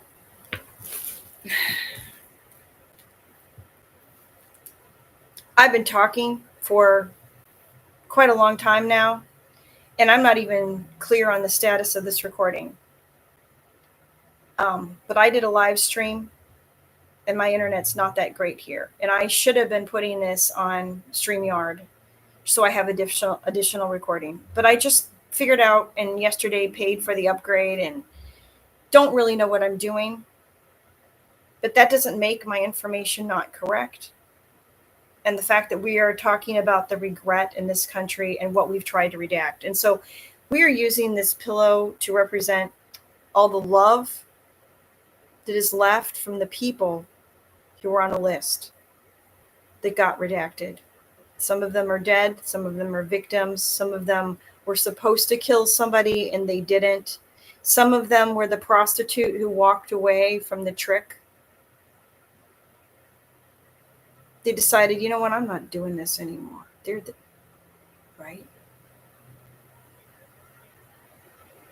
For all the prostitutes who decided to stay, there's one that stayed away. And that's the one I want to celebrate. For all of the men and women who were assassins and didn't do their jobs because deep down they knew it was wrong. Their intuition told them, their research told them.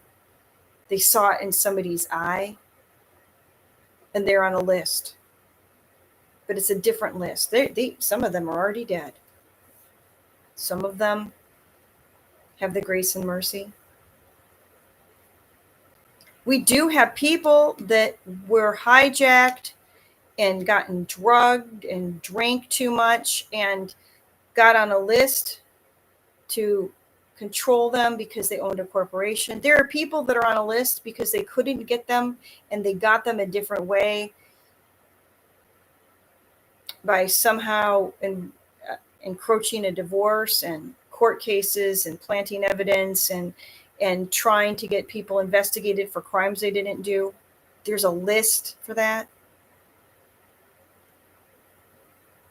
This is complicated.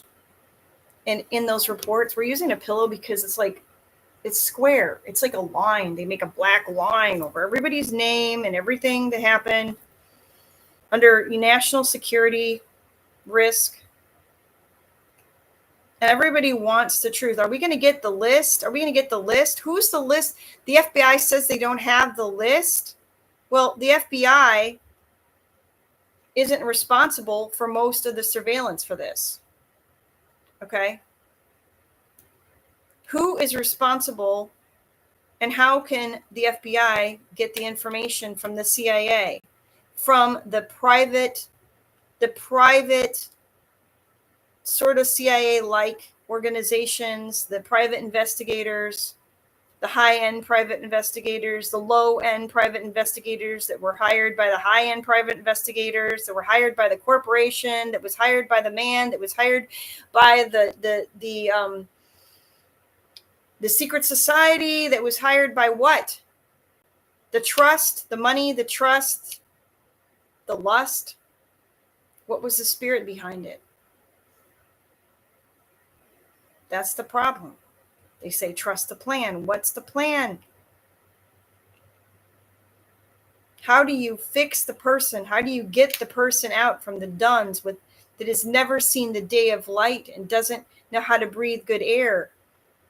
How do you get that person down there out without them dying because they've never seen? What if somebody, when you're a deep diver, you can't sometimes come up too quick or something explodes. But sometimes if you don't come up quick, you don't have the air. Depends on how far you are down there. That's the problem we have. So we need a plan for healing and for flipping the pancake. And if you've done the wrong thing, I say flip the pancake to the right side. And whatever you did for the dark side, you can do for the light side, and you can make it better. You are in a position to flip. You can make the difference.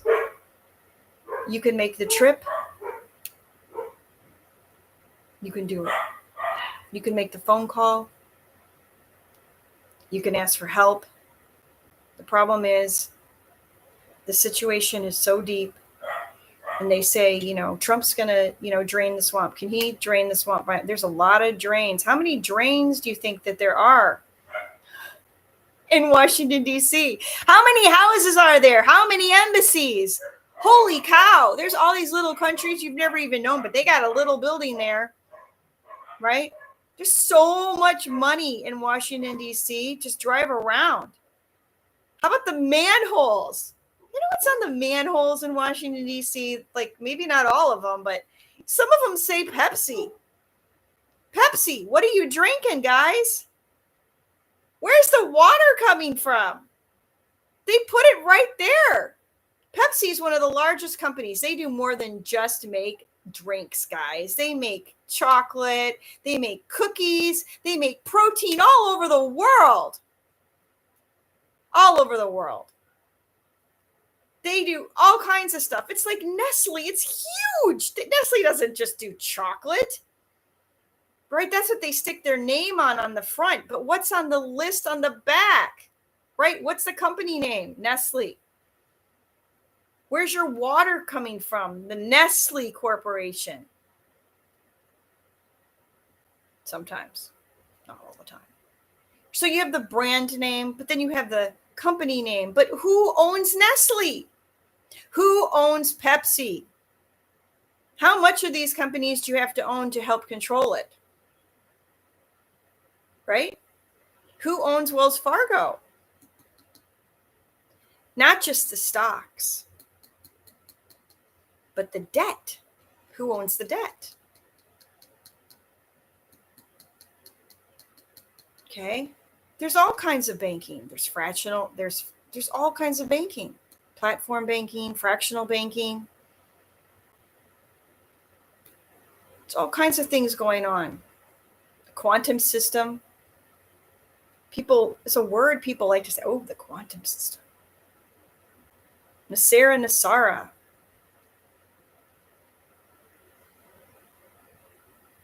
But common law marriage. What makes a marriage? What makes a contract? Is the contract with God or is it with Satan?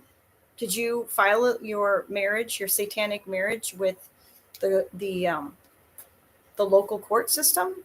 Did you file your God-given marriage with the court system? What makes it a Satan marriage, and what makes it a God marriage? You can have both, right? Or you can just have a marriage.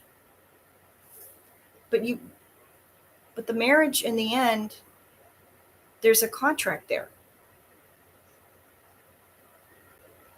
There's a contract there. There's a list there.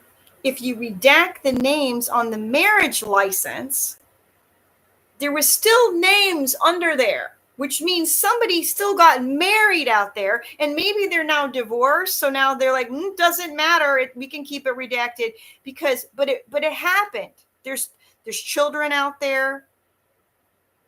There was a party. Somebody had a party for that marriage, right? They had a party. There was a bachelor party.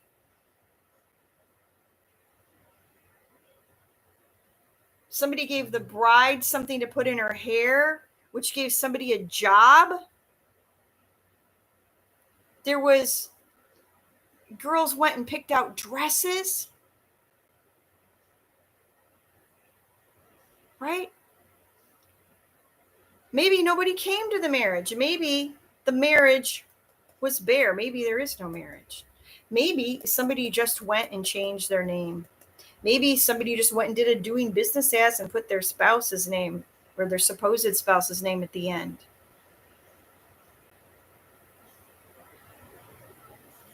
Maybe somebody just starts saying they're married because on common law, they've been together for 9 years. So they're like, well, we're married because we've been together for over 9 years. So we're going to say we're married because we're married under common law, but there was never a service. But what if there was or wasn't a service? Does it make any difference if that relationship was a fraud? What if that male or female worked for the deep state, directly, indirectly? What if that female or male, and I'm going to add female, because who compromises the males is 9 times, a huge amount of times they use a female for long-term operations, especially when you're trying to take them down using romantic entanglements, sexual conquests. And the thing is that sometimes you end up with people who actually really care about each other. So it like puffs up. The problem puffs up, and well, now they love each other, and now we don't want to say, and now we don't have that job anymore, but we have children together. Okay. Now we have a job. So the job is done. Now they have a life. All the only people they know were people that they had, tried to, get in with. Because a lot of times these agents and people who work are people who, have had compromised family situations in one way or another. A lot of the prostitutes, I've known a few because they tried to steal from me, compromise somebody because I grew up with one. Because some of these people, they have faces. Maybe their dad died and they'd already been sexually abused, and then maybe they start to become a stripper and they get into drugs, or they already were into drugs and they become a stripper, and they're very attractive, and somebody comes in and they're famous, and now they're living with them, and now they're a deep state whore. Okay. Do they know? Maybe they do, maybe they don't. Do they know that the cameras are rolling? Do they know that that footage is being sent somewhere else? Do they understand that what they just did to that person? Do they know the person in the room has a family? They would if they thought about it. Do they care when they're on drugs? Do they care because they're a good person or a bad person? What happens to who they are the longer they do that? And then when they get old, then did they get out on their own, or did they get out because they got busted, or because nobody wanted them anymore, or because they weren't trusted? Some of these deep state whores are not used anymore because they're not trusted. Then they cry they're a victim. Okay, so some of this information is tainted, unfortunately, because some of the quote victims were perpetrators too. And I'm not talking about myself. I was the child that had their homework stolen to try to make me fail. I was the person who had the things stolen out of their bedroom and had illegal surveillance equipment in multiple homes that I've lived in, including one that I caught and tried to turn in to the police who wouldn't investigate or get fingerprints. I'm that person. Okay. There are people who are living in cars because somebody stole their home. Because maybe they just happen to live near somebody that they wanted to survey and they wouldn't sell, or they don't want to ask. So we're going to cause a plumbing problem. We're going to cause some kind of issue. We're going to make some disparaging issue because we want to get you out of your property. Okay? Because we want to do surveillance, or we want that strategic position for some reason that nobody even can comprehend. There's 1,000,001 kind of victims. We want to take out this factory because it's our competition. We want to take out the factory because we want to put in a golf course. We want to take out the factory because we don't want anyone who bucked the system, who didn't have a card. What kind of card? A lobbyist card? A union card? A membership card to a secret organization? There's no membership card. Do you think they hand out a card that says, I belong to the Illuminati? It's not like the label, right? From the dress that I'm wearing. The interesting thing about this dress is it's got stripes on it and it's got stars on it, but both of them have white. Both of them have white.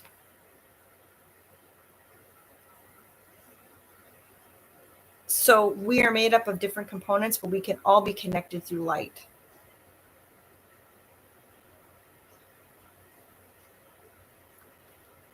So if this is the deep state side and this is the not deep state side, can I wear this flag with pride?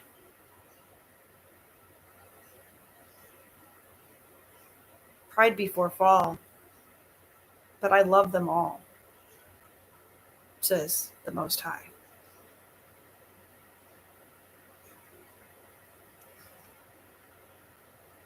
And there's the love. And there's the dove. Yeshua, Jesus said, I'm going to be leaving, but I'm going to be sending back the Holy Spirit to counsel you. I ask that you would ask the Holy Spirit to counsel you and what you should do for your situation. Because I don't know what card you belong to, what union, what secret society, what project that you don't even know you're involved in. I don't know what your credit card bill is. I don't know how you've been compromised by the banks. You know, I know a lot of people who are mad. They don't want to pay taxes. Well, but I actually don't believe they're like, they're ripping us off. It's fraudulent. It is fraudulent. It is a fraudulent system. it is a fraudulent system because the Fed is not federal, it's private. And that is something that a lot of people know now, but a lot of people don't. But that doesn't mean we don't need to pay for stuff. But that also doesn't mean that there shouldn't be accountability in how and what happens to the money that we use to pay for stuff. Because if everybody quit paying their taxes and the roads would become a mess and nobody would pick up the trash, and if everybody thinks that money fixes everything, money does not fix everything. It's so stupid. Because money is just transferring hands. It's hands that fix things. So what's important is for us to pray and ask with our hands, ask, seek, and knock, and remember what we got, and use what we can and share when the Most High says to, because some people are not worth sharing with. It's like you're not supposed to give your pearls to swine either. Do you know somebody in your life that's a swine? We don't want to say that. It's a pig, right? Just wallows in the mud, doesn't get up, is very smart. You know, pigs are super smart. Super smart. Pigs are super smart. I wrote a book. It's got some pigs in it.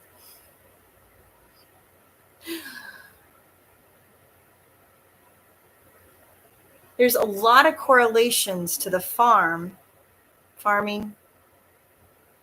and they say the farm, they call that the deep state sometimes. It's a colloquialism. So let's say that you wrote a book about the farm. It could just be a book about the farm. It could be a book about cows and pigs. It could be for children. It could be for adults. It could be how to, keep the cost down from a bale of hay. Okay. Or it could be an alliteration for what has happened in our situation. You never know these days because they use ways of calming us. People don't understand the whole concept of calming, but they calm you. They give you little bits of information tied into other situations, and they make up sayings like the plan.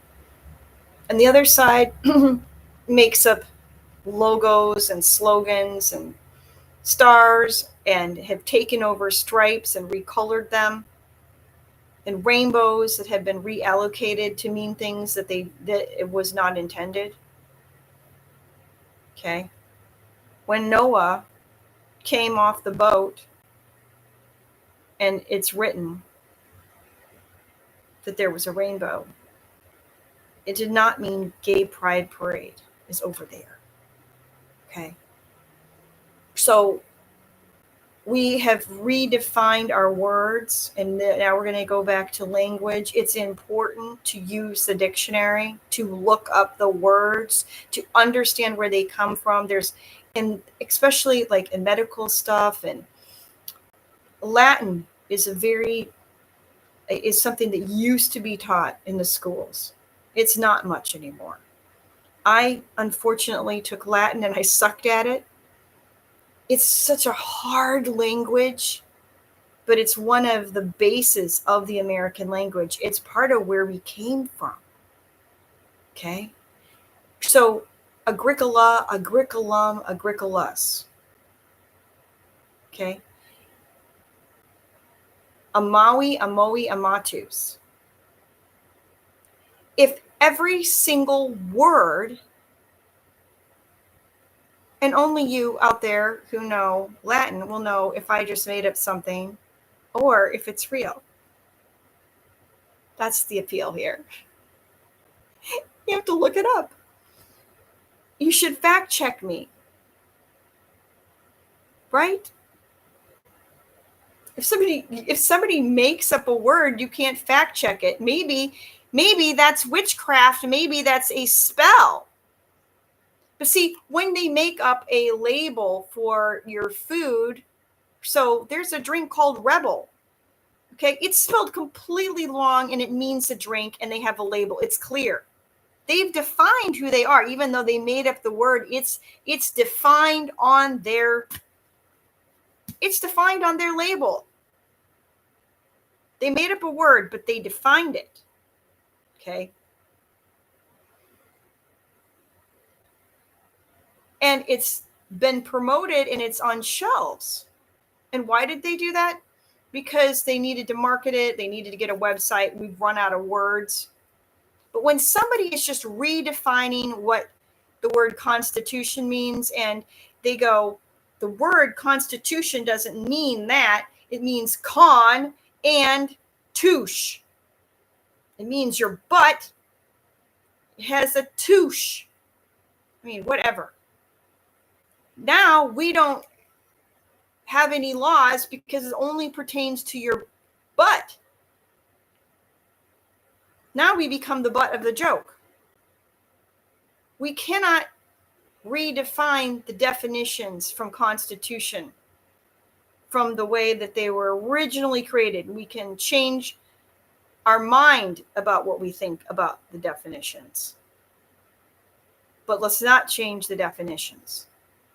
So yes can be, it says in the Bible that our yes needs to be yes and our no needs to be no. So in Latin, it's a confusing language because you've got 5 conjugations for every word, and then you have masculine, neuter, and feminine. Okay. So like on a simple word, that's just like simple Latin.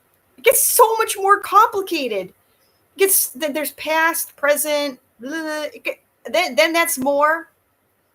So just with the masculine, feminine, and neuter, and you have 5 conjugations, you're like 15 different ways of writing that word. I spell so bad already.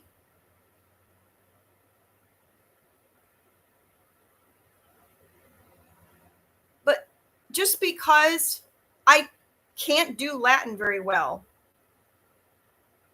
doesn't mean that it didn't exist.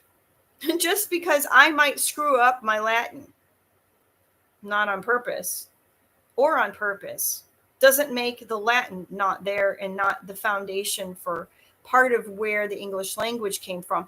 But if you actually go back to it, where did the languages and the separation come from? It comes at Babylon, at Baal.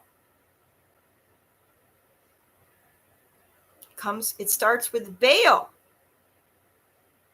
It doesn't start with Latin. Okay. So we had an original language. Everybody spoke the same language at one time. But because they tried to make themselves gods, apparently the Most High separated people in languages. And then they took that idolatry and they took those ideas, good or bad, and they plugged them in and they had different words. And that's why you can have some of the same lies that are labeled with a different word. And that's absurd. But we don't always understand what's going on with the words that we speak. And we are supposed to take every word captive. And in the beginning was the Word, says the Most High, the Creator, Yahuwah, Yeshua, the Rahakadesh. The Most High, the Creator, who sent his Son, Yeshua. And Yeshua told of the set-apart Spirit, the Rahakadesh, the Holy Spirit, the Holy Ghost, whatever language you want to use the most. Let's not disparage who the true God is and who we should be loving the most. So if you want to call it the Heavenly Father, if you want to call it the Creator, but if you are understanding that it's the loving energy, it's the good energy, it's the creation, it's not the flow down, it's not the biodegradation, it's not the insinuations, the lies, and the confusion is from the pit of hell.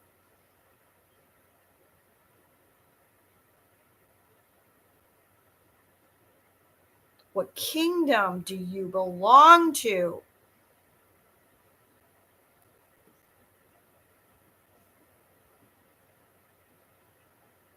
Did we just break the spell? Because the spell happened when the words got twisted. The words got twisted. The words got twisted. And you can't communicate with each other anymore. We don't need anybody else creating another twist in the system. So when you say you love someone, what's the definition of that? Is love someone mean lie to them so you don't hurt their feelings? Does love mean redact? Not necessarily. Sometimes I redact, but I am upfront about my redactions. I do things like, there's a situation like what I'm doing with you. This is a situation because of defamation of character reasons, because of national security reasons, because some people did things that they don't understand, and they would be heartbroken to understand how many lives that they have killed, directly or indirectly. But some people, unfortunately, are going free because they're the chaff that are with the wheat. Sometimes you know of a terrible wheat right next to a beautiful piece of wheat, and you can't get rid of the weed quite yet because that piece of wheat needs to move, where it needs to be transplanted somewhere. It needs somebody to love it enough to not tell it, that is not wheat next to you. I know it looks like wheat, but it's chaff. Okay, chaff is a biblical word for wheat. I mean, for weeds. Okay. So we just lift up everybody. I'm just going to go hard and heavy. Okay. And we're going to pray. In the name of the Father, Son, and the Holy Spirit, Yahuwah, Yeshua, and the Ruach HaKodesh, we bind all the demons, curses, hexes, spells, any incantations, any magical workings, any spells inside of spells, hexes inside hexes, demons, demonic activity, stronghold, strong men over our country, over the list, all the lists, all the ingredients, everything in play, the houses, the properties, the factories, the churches, the universities, the secret societies, everybody. And we know there are a lot of good people that are in bad places, and there are a lot of bad people in good places. And we ask that this would be straightened around. And we ask that people would repent,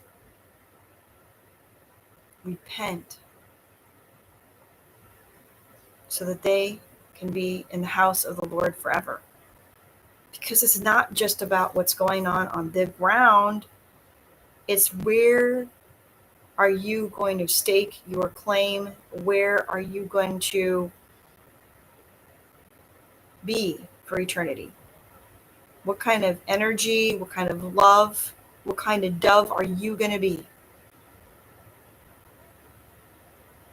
Crows are not doves.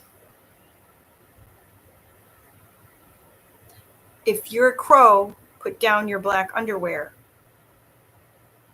and clean your act up and join the love. Thank you.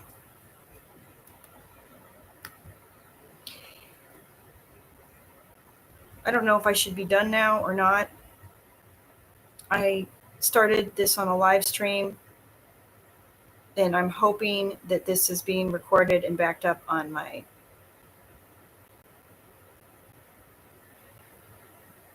additional StreamYard, which they have a little picture of a duck. Quack! See, that's the logo. They've defined themselves. How are you going to define yourself? if you have been doing the wrong thing, if you work for the deep state or not. And you know what? Some people, they don't get a check directly from the deep state. That doesn't mean they don't work for them. A lot of favors are had, that's the whole point. Compromised. Some people have been programmed. Some of those people are going to then claim to be victims, even though they could have chosen to do something different. So I say choose now to do something different, because part of the lie is that you can't choose. And then some people make platforms and say they have authority because they used to be this or they used to be that. And people don't understand what this and that is. And some people are real. Some people are thin and some people are fat. That doesn't mean that they don't have organs.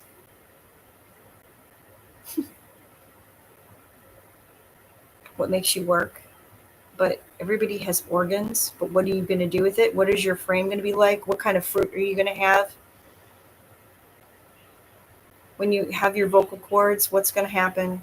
Who has gotten attacked? Who's gotten attacked? Where is it coming from? We need to pray.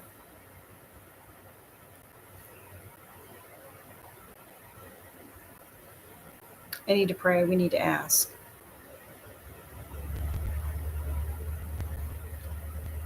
We need to pray for the Kennedys families. We need to pray for the Rothschilds. We need to pray for the Trumps. We need to pray for all the big names that have been involved in this country, that have had assassinations done on them or have done them. We need to pray for all of the masks to be taken away and for some of the realness. Everybody knows the Trump family changed their name because a lot of us had our names changed. My last name was a little bit changed when my relative came over. They Americanized it, right? Ellis Island changed names. They do it legally.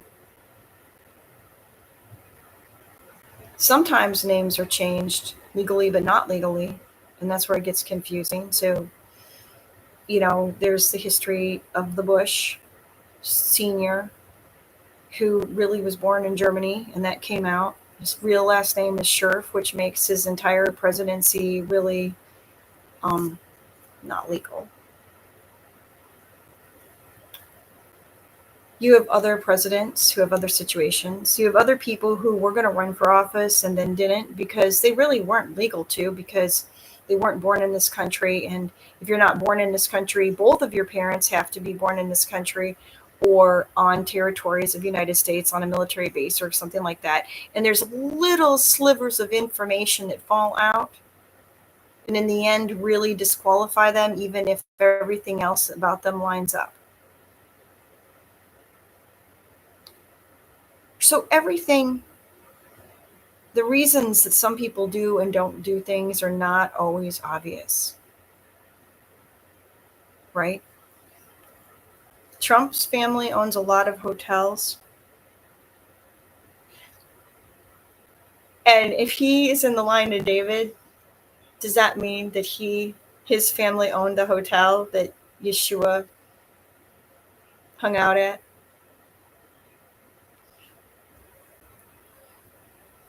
The Most High knows, right? Just because somebody owns one hotel doesn't mean they own them all or has stayed in them all. Just because I've stayed in a hotel doesn't mean I've stayed in all of the hotels.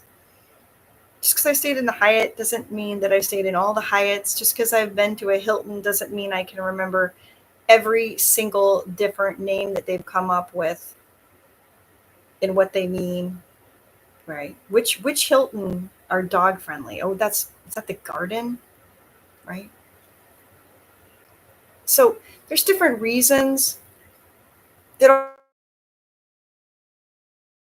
all the hotels don't say Hilton on them, for example, because it's a way of understanding the amenities at different locations and maybe the business structure, or also maybe like, a properties of another brand got merged into it. And so now you don't want to have it exactly called Hilton because it's like a stepchild of the Hilton. Okay. So, and then they go through, see, let's go with the Hampton. Go to the Hampton. They used to have all the Hamptons like 20 years ago, 25, 30 years ago, used to have the same bathroom. It drove me absolutely freaking nuts. They weren't that big, and they had the toilet paper, and it was right by the sink, and the sink was like in the corner, and the door's right here, and the toilet's right here, and the bathtub's right here. And I hate the bathtub, and thank God they're getting rid of bathtubs in hotels. Thank you. So annoying. But the reason it was so annoying is that roll of toilet paper stuck out by the sink. So if you like dripped from the water, then it would get on the toilet paper. Somebody thought that was a good idea because it helped save space. But when so I stayed away from Hamptons for a really long time. Because I was like, that bathroom sucks. They redid them. So we need to redo some things in our country, not necessarily get rid of the whole hotel. Okay? We need to redo some stuff in our hospitals, which are expensive hotels that provide a lot of good and bad services. Okay? And the maid services don't always work so good there. Right?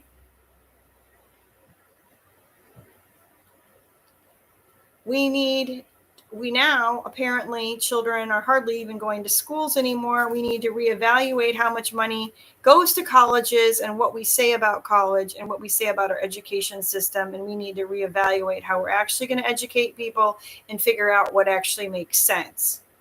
I heard of a university that literally, like, they changed the kids' dorm room beds. Are you kidding me? There's sheets. They do laundry service.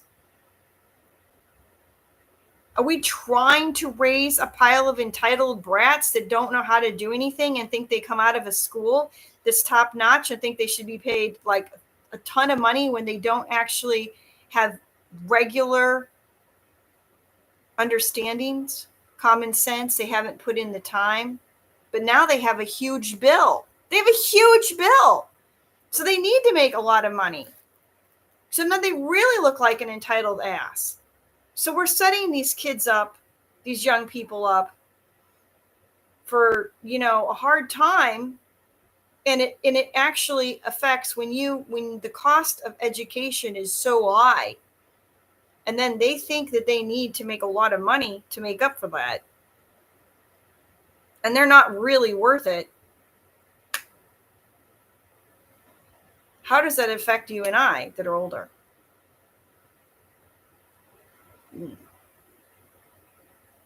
Because they still need to get young people in. They still need some of those new ideas. They still need some of those computer skills. Does that make the older person antiquated? I saw online they've got a program now for people. They're trying to get people over 50 into AI. Then it's a service. You can, whatever it costs, and then you access, and they're going to supposedly tutelage you, and then I don't know, right? I watched the ad. So now, that's a little education, but that's an education for what? I'm going to charge $22 or whatever they're charging a month. That's an education right there. That's a deal compared to going to college. That's how I think about a lot of things. But I mean, people don't even try.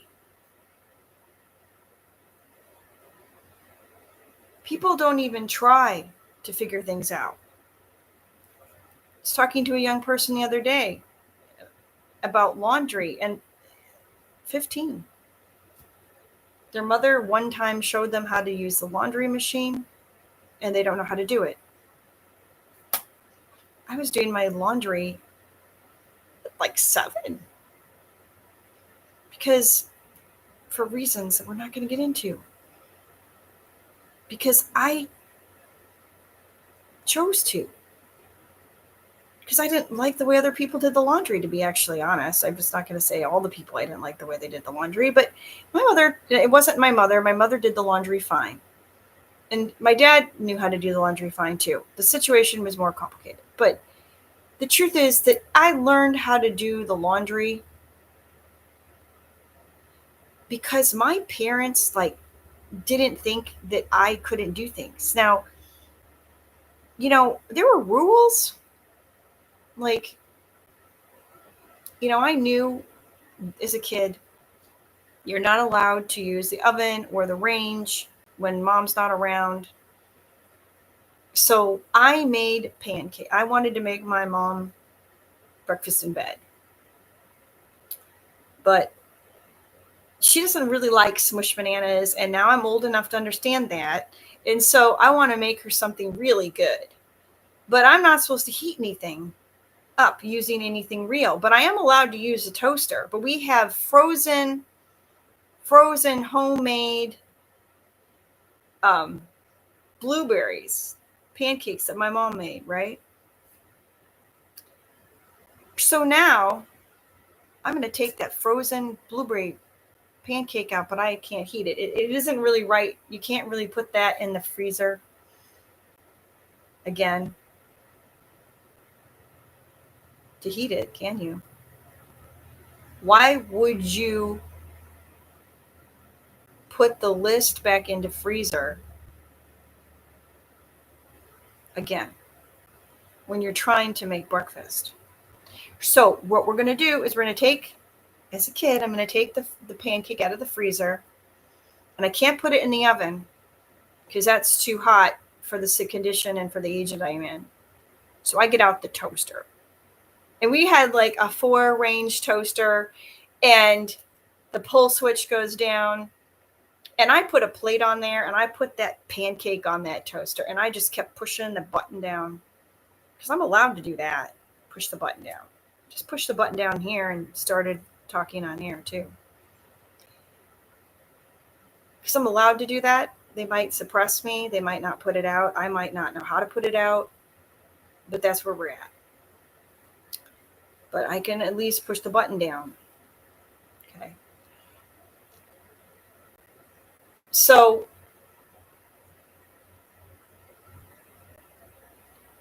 my mom got breakfast because I pushed a toaster button down. But and she got a nice hot pancake with maple syrup on it. Real maple syrup, because if you give your kids real maple syrup, they get the minerals in it instead of the fructose, okay?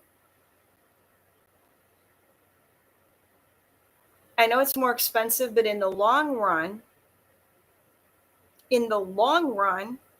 it's worth it because you're building up your body even when you're sweetening your toast or your you can put it on your roast. You can put it on anything, not just a pancake or a waffle, right? You can use maple syrup. It's an option.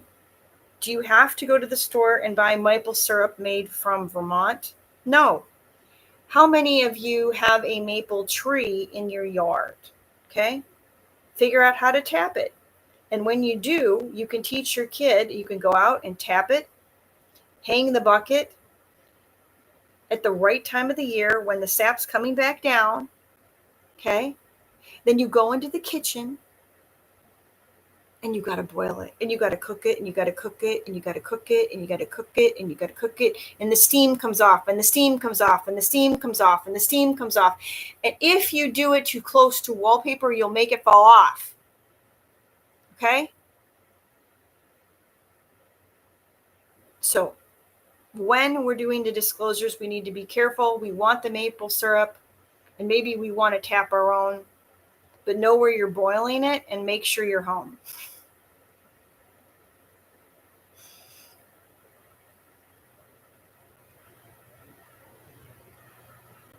So we got the maple syrup on there. And I give it to my mom. I'm real proud. She was probably would have rather not be woken up, but I was too idiot to know that yet. But she ate it with grace, right? And we still have the evidence on the plate. Because even though she ate that pancake. But we have evidence that there was a blueberry that we went and handpicked on somebody's farm that my mother lovingly cooked into a pancake that she made for us, and that somebody, so we were able to feed it. So I was able to take it out and lovingly give it to her.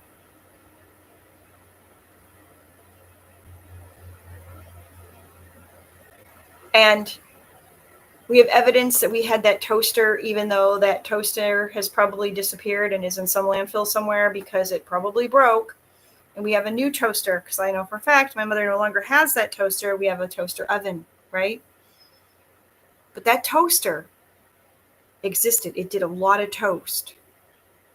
Okay, and a lot of crumbs came down in the toaster. That's why they put the little door there so you don't create a fire, right? A toaster fire from toast because you didn't clean out the toast crumbs. What is the evidence that still exists that I made that breakfast 40 some years ago? What's the evidence of that? That plate. And to me, this is the grace. This is the trace. This is the evidence. This is the ribbon that's connected to the redaction. If we redacted, did we redact that meal? Did we redact that pancake because we ate it and then we pooped it out? The evidence that all of that happened. The evidence to the farm where we picked that blueberry that was taken by public domain. And they said they were going to use it. Yes, they did. This is true. They said they were going to use it to put in a school, and they took that property and they had that family take down their peach trees and other beautiful plants, supposedly for a school, and then they rented it out to other farmers. That's what happened. Okay. Now that's not on the Epstein list, though. Okay. It's not on the Epstein list. What is that? It's probably not deep state. It's just somebody being greedy.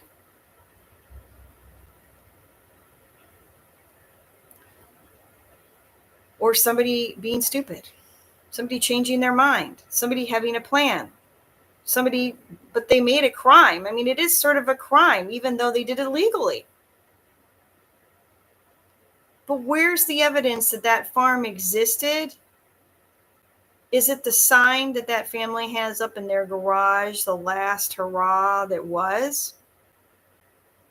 Is it part of what makes up my entire body because I went to that farm as a child and picked so many different kinds of fruits there, including a blueberry? I don't know who picked that blueberry, but it was somebody in my family that picked that blueberry. And then my mother put it in that pancake, and then I heated it up, and then my mother ate that blueberry.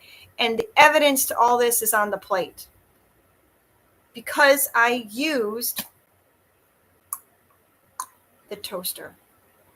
That really wasn't the right thing to heat it up with, but I'm too little to use the oven. I'm too little. No microwave. Microwaves aren't good for you anyway. They internally cause combustion and like make all the molecules move around so fast that they heat the food up from the inside out.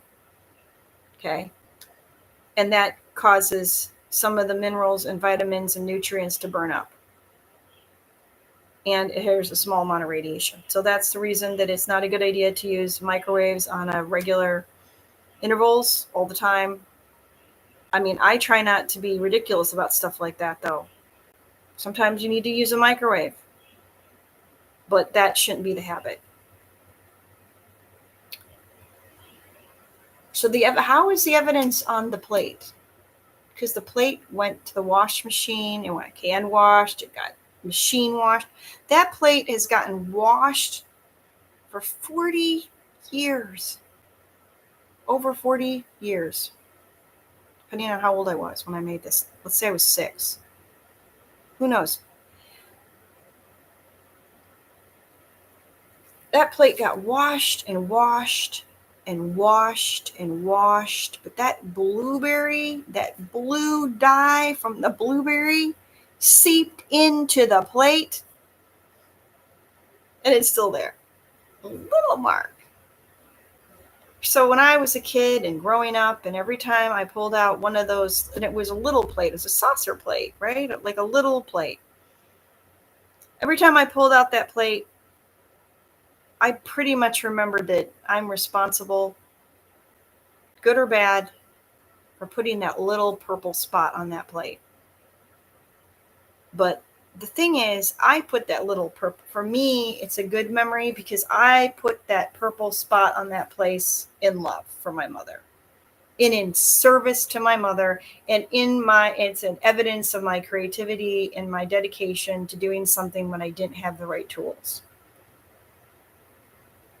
And whatever else it says about me.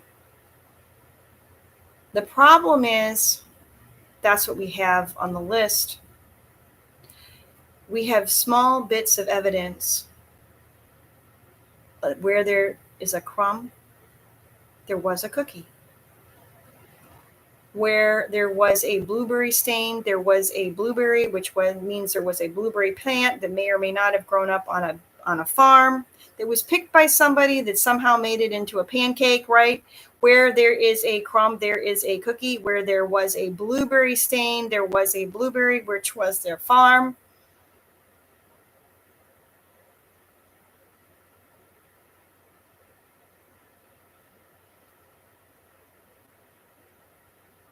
What color?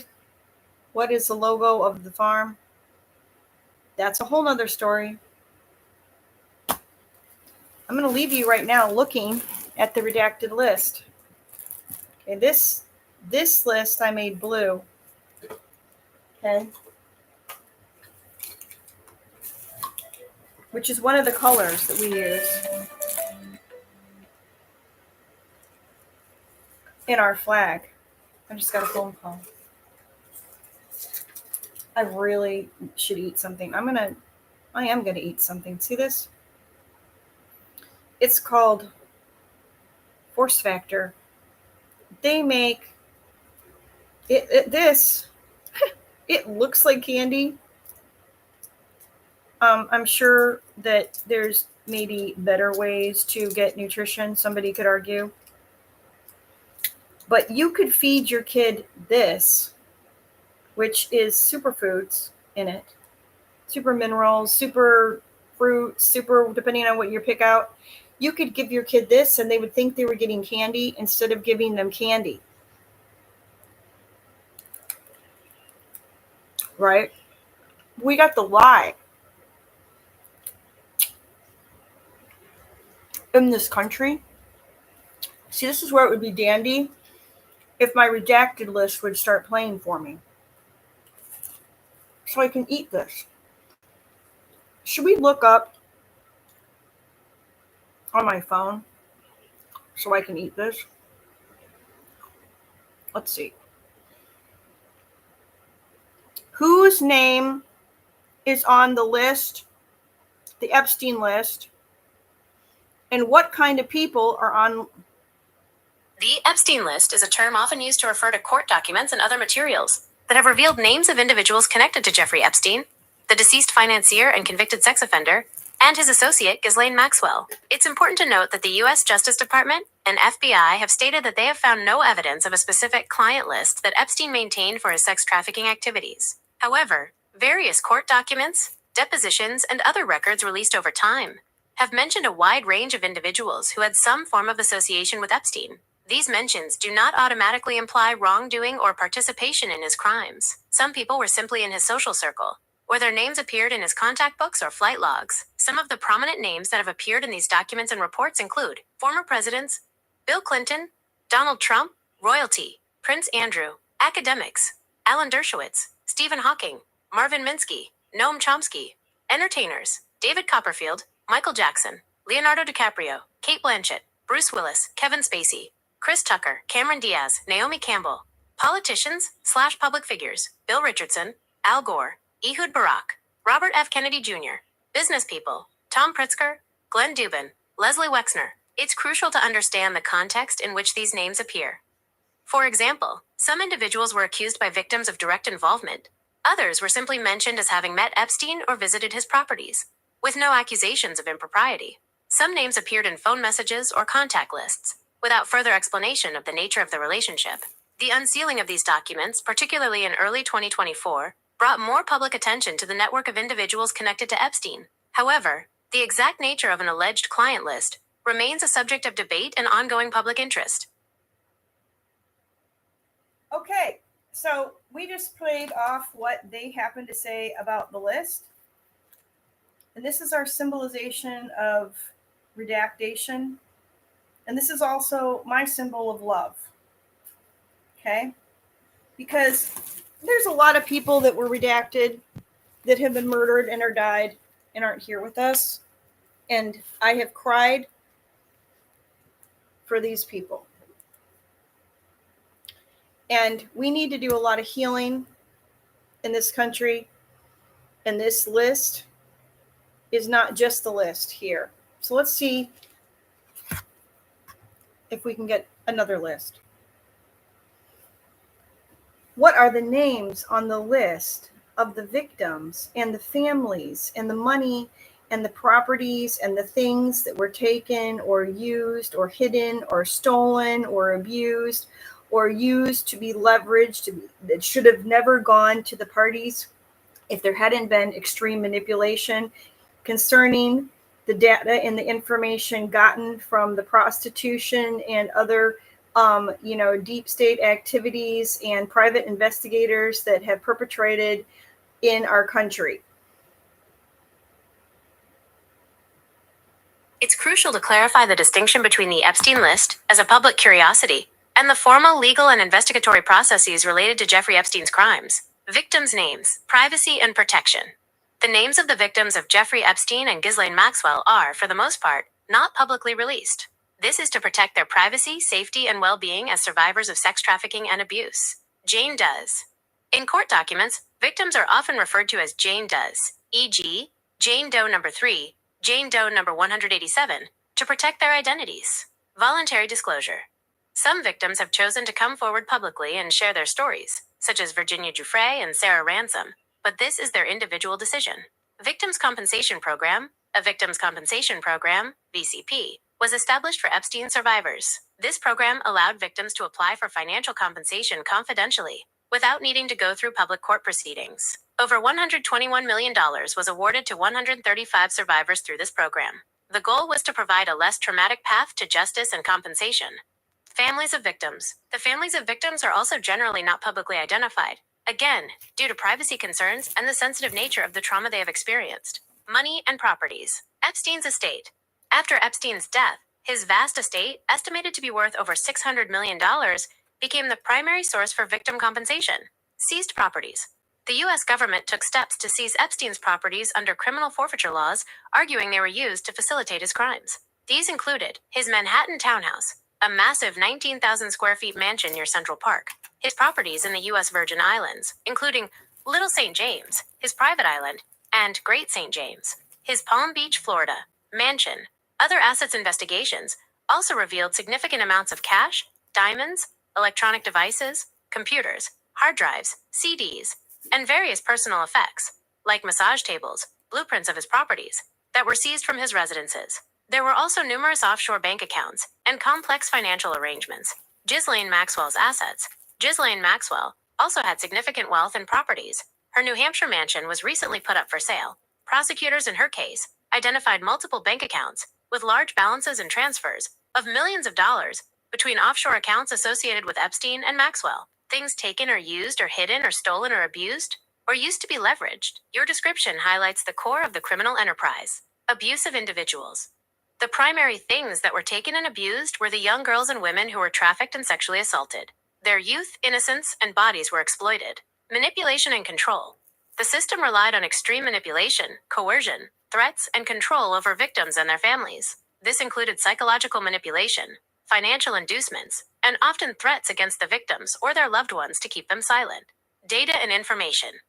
As you point out, information and data were likely gathered through various means, potentially including private investigators, though specific details on deep state activities are often part of unsubstantiated conspiracy theories, to identify, groom, and control victims, as well as to compromise and silence potential witnesses or officials. This information would have been hidden or used to leverage individuals to ensure complicity or silence. Items of evidence. The FBI raids on Epstein's properties yielded physical evidence, including electronic devices, computers, hard drives, cell phones containing vast amounts of data, documents, travel logs, employee lists, handwritten notes, financial documents, photographs, and recordings. While specific details are often kept sealed to protect victims, evidence of this nature has been referenced in court.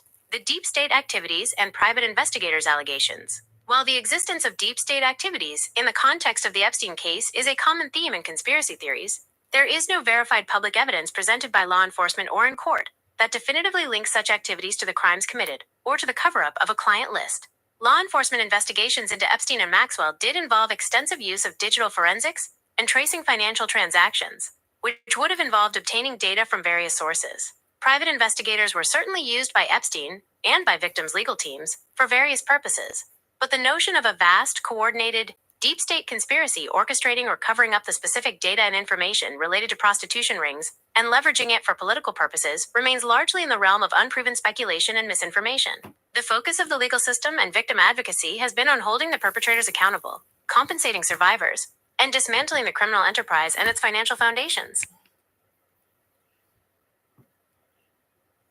All right. So I left you here with my co-host, the redacted list. This is a real list. This is a real situation here. Real people here, real hurt, a real list. Just because somebody put something black over it, blacklisted, doesn't make it not real. Just because somebody pushes something down, we're going to push the list down, push down. Oh, still there. Still there. So, what are we going to do? What are we going to do? Do we all by ourselves have the power to do something? So this is a phone. And while I was just off air, I, by mistake, broke the cord. I had to get something to drink and do some other stuff. So I left you all entertained. And this got pulled out. This happens to me all the time. Like, I'm buying cords forever. It depends on where you buy them. Some of them are really cheap. This came with a product. Has anybody ever figured out that you could buy like a whole red light system that comes with a cord? And for cheaper than to heal yourself, right?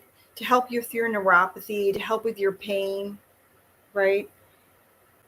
For the same price as the cord at the drugstore. Here's the thing. Just because this cord broke and this came out and it's in here, this was a power cord. The power to charge this phone using this cord isn't going to work now.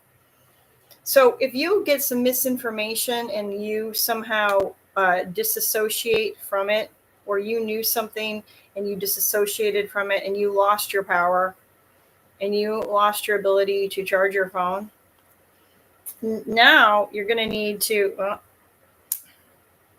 maybe get some tweezers, get something to leverage this out. I'm going to have to get something to leverage this out. And then I'm going to have to like go to the grocery store, go to the drugstore. I'm going to have to DoorDash myself. I'm going to have to order a new red light on Amazon that I can give away to somebody and me keep the cord, or I can keep it myself. Because there's a lot of ways to fix this problem. Maybe I have something else I want to order. But then I'm going to be down low cords, right? Because the cords just keep breaking quicker than the devices break, but maybe not as quick as they can get hacked. So that's what I'm saying.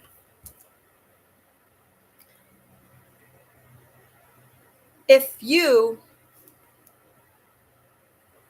got your cord taken off and you still have all this information, and maybe the phone has power left, or maybe it doesn't. So maybe you're a live phone, or maybe you're dead. If you get a new cord, there's a lot of information there.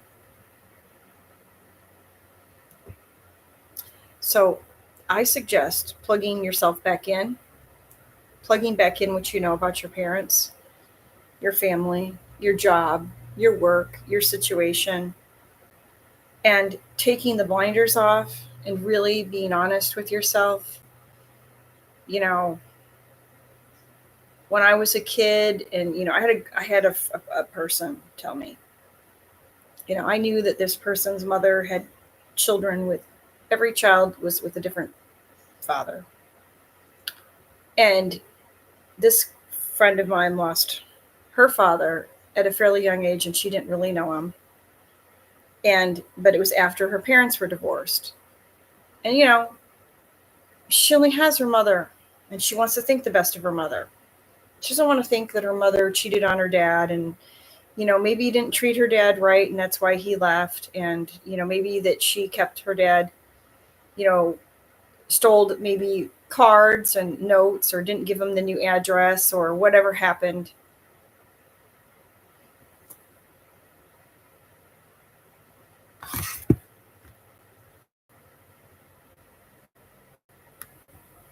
Oh, for God's sakes, this whole time, I don't know how to use my equipment. I hope to God that this was all on record on YouTube, because I was trying to back this up on my StreamYard. And I missed the boat. I missed the quality of the picture. And that means that it redacted the information here and there. And somewhere somebody might be hacking a phone, hacking the room, hacking your brain, hacking the satellite, hacking the rain, who knows. And somebody has a recording, or has witnessed it, or the spiritual realm witnessed it. God knows what I said, even if it doesn't go up on YouTube. I messed up. I woke up. I said a lot of things. And I can never say it the same way again. And I wouldn't want to, because that's not authentic. It's not who I am. And you know what? I might use some of those same examples again, because I kind of like the pancake story. Told a story, right, about the pancake. How I made breakfast for my mother, and I stained the plate. So,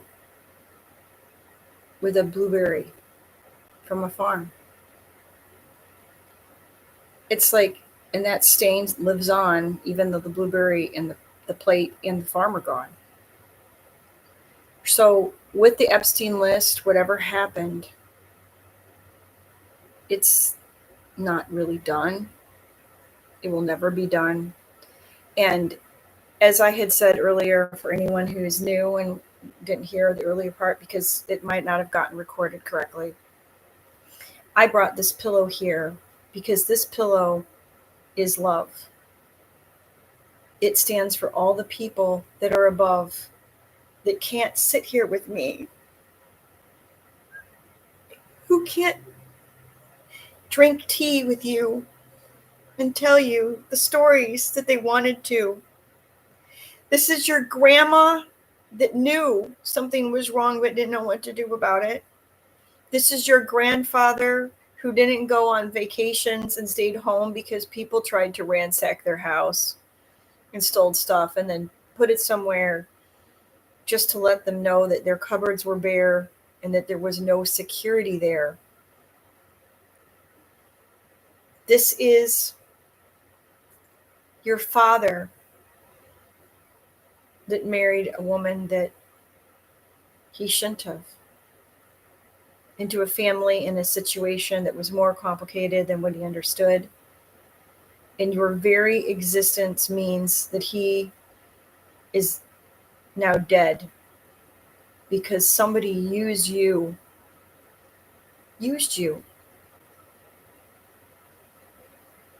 to torture him, to take him to court, to try to keep his kids from him, to break his heart, to drain him, and to keep his time so that he can't do whatever he was supposed to do that they didn't want him doing, or they wanted to, manipulation with, let's say, different industries. Maybe he was an inventor, maybe a famous inventor. Maybe he invented how to save the world's energy system. Maybe he was a mining, really instructor in mining. Maybe he'd invented a new way to mine. Maybe he was so spectacular at making connections and understanding how mineralization is underneath the ground. Maybe he understood how to get deals done in other countries having to do with lobsters, with fishing. Maybe this person was you in a school that had a child that told you a secret. And so somebody made sure that you didn't tell it again.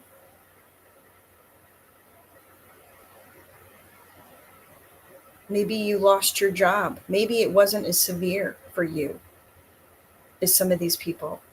Maybe this is the man who was taken as a child and was trained to be an assassin undercover, that knew it was wrong in his heart. And he loved so much that he took the dart for somebody else. Maybe you're me and you love the man who took the dart for the other man that you love too. And you wouldn't want either one of them to be gone, but you didn't have the choice. Maybe you're me, who had somebody take somebody from the Epstein organization to honeypot the original person that you should have married because they wanted me to be barren, because they didn't want my father to have grandchildren. Or because maybe you were the person that somebody remote viewed and they saw that you were going to do something spectacular and you got on a list and they're going to try to stop you.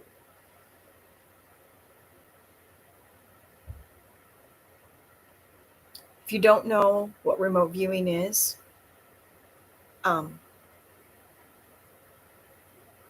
there's books on it, there's videos on it on YouTube, and I've done some.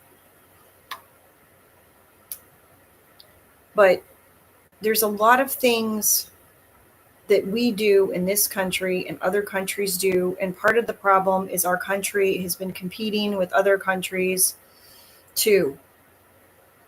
And so sometimes there has been some very big mistakes done to you. And that's part of these lists, the Epstein lists. It's not people, they talk about the flight log, which is silly. Look at it. It's an island. There's water. Even if there could be an airplane that could get there, most of it's water.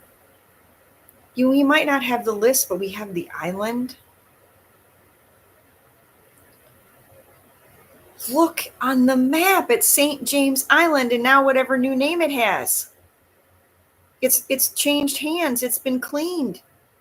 It was a crime scene, but a crime under what laws? Under what government?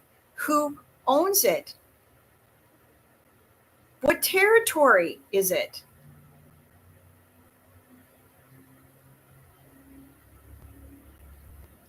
How many marine biologists looked into what's in the stomach of the whale? How many children's bones are in there?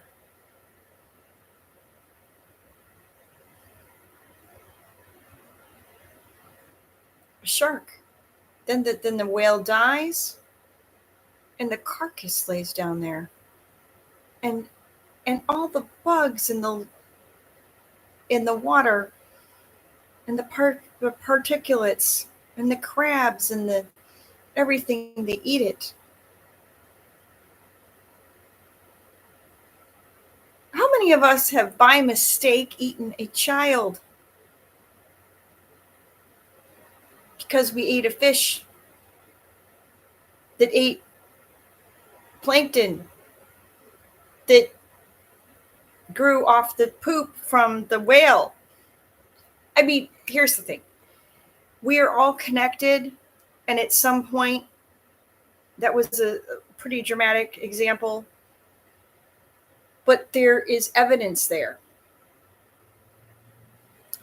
We all want something we can Google on AI, but that doesn't mean it's not there. Rumble's evidence isn't like showing up like on AI. Okay, maybe I should try that.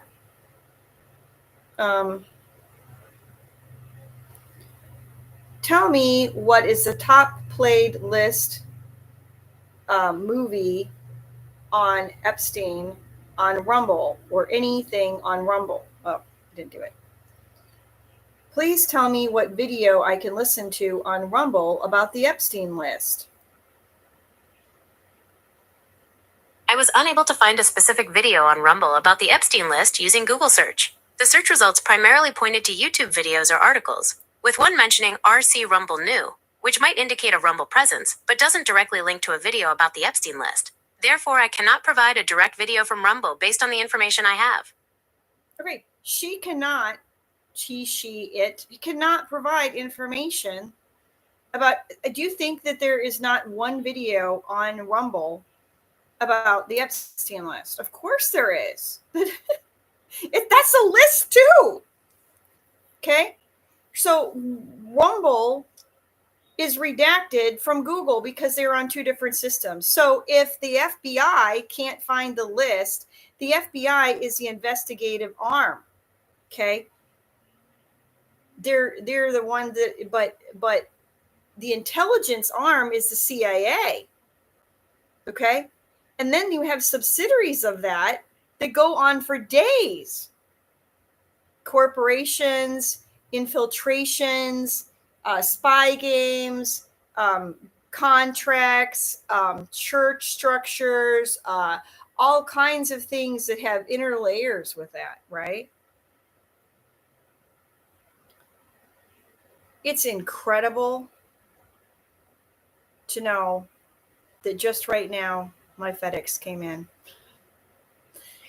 Now, is FedEx owned by the federal government? Because it has the word Fed in there, and then an X. Is the Fed that we pay our taxes to part of the federal government? No. Okay, just because it has the word Fed in it doesn't make it the government. That is private, just like the Fed. Just like the Fed. Now, it just rained out there, and now I'm thinking about my packages because they don't put my packages where I want. They leave them near puddles, in puddles, where they can get rained on. And it says very clearly to put it somewhere specific, which they don't follow those instructions. And after I've given those instructions, it seems to get worse and worse and worse. It doesn't seem to get better. Because if you have a problem with Amazon, you have to call, and you can't really fix it. And all they'll ever do is just send it back. So I ordered some vitamins, right? Multiple vitamins. And they come, but the seal's not on there. Now, I know that they come with a seal on it. Now, they look fine, But the thing is this a problem that came from the manufacturer? Did they, by mistake, not put the seal on it? Or did the seal peel off and get stuck under the lid? Or did somebody, buy it, get it, decide they don't want it, open it, and then stick the seal back up and under the lid and then mail it back in to get their money back? And then they think that the bottle's unopened. Did that happen because it didn't have that extra plastic? Did somebody open it in the warehouse because they were hungry and have a couple of vitamins and then throw it in the mail? I would have had to count all of it. Okay. So what do I do? Do I mail it? Do I try to call Amazon and they're going to tell me to mail it back? That means I have to make a label. I have to go somewhere. I have to figure out how to do that. I have to waste my time that way. And then I'm going to mail it back. Is that what they're going to tell me to do? Just so that by mistake somebody else can get this too?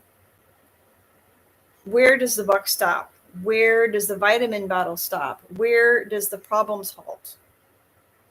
Now we have the FedEx truck backing out. Interesting. They couldn't turn around here, right? Sometimes the bad systems need to bow out, figure a good way out, and they have to bow out and let the younger folks take care of something. Sometimes you need to give your package to somebody else to handle. Maybe this package is so big I can't pick it up by myself. Maybe I need help. Are you going to criticize me because I asked for help? Right?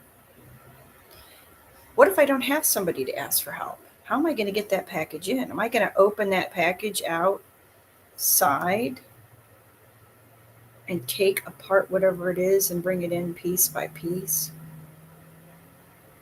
So that's the problem. We have a list. We have lists that don't come, and we have problems.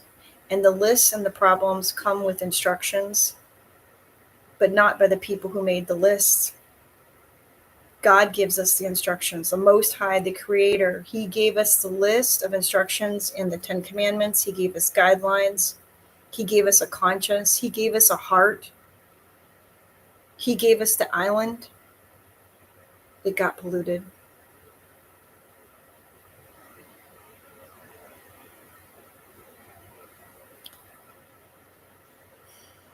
So this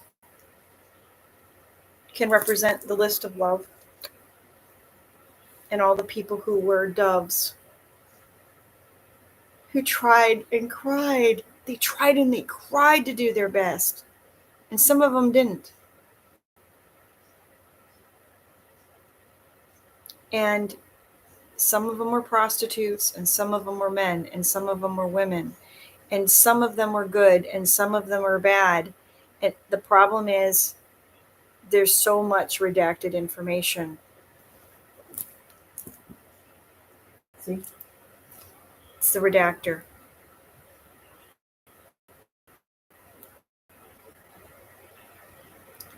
When Trump took and started taking the deep state down and took down Epstein, which is tied to Lex Wessner, which is tied to a lot of money laundering and a lot of other things. When that happened, then we had a new administration come in. We have different things. We have different ideas that change hands. We have different problems that come in.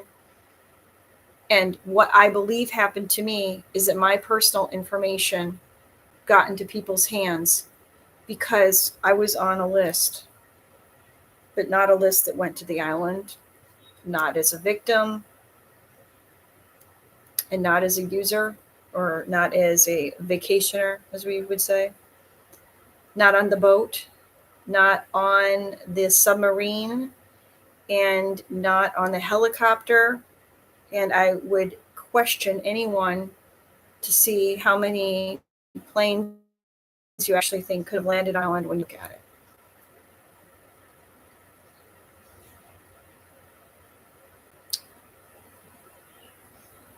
They got my name because I purchased some tradable commodities and different things that are my private business. But it, in fact, proves my existence in a way. And I am asking to have a personal meeting with Trump about what to do. I'm wearing my red, white, and blue. I could have worn a prettier dress, but we're going to come and we're going to address the universe and we're going to address the earth. Because if we don't handle this problem right, we don't want the earth to become a hearse. We all need to live here. Is that the curse or is that the blessing?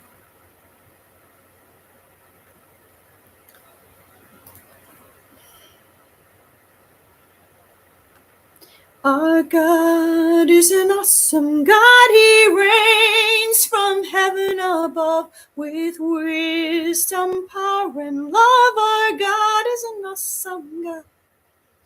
He didn't make us to live in shame. He didn't want the blame. He is the same today as he was when he created the world.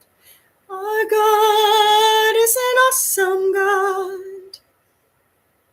So I just made up the lower words just to clarify where they were given to me.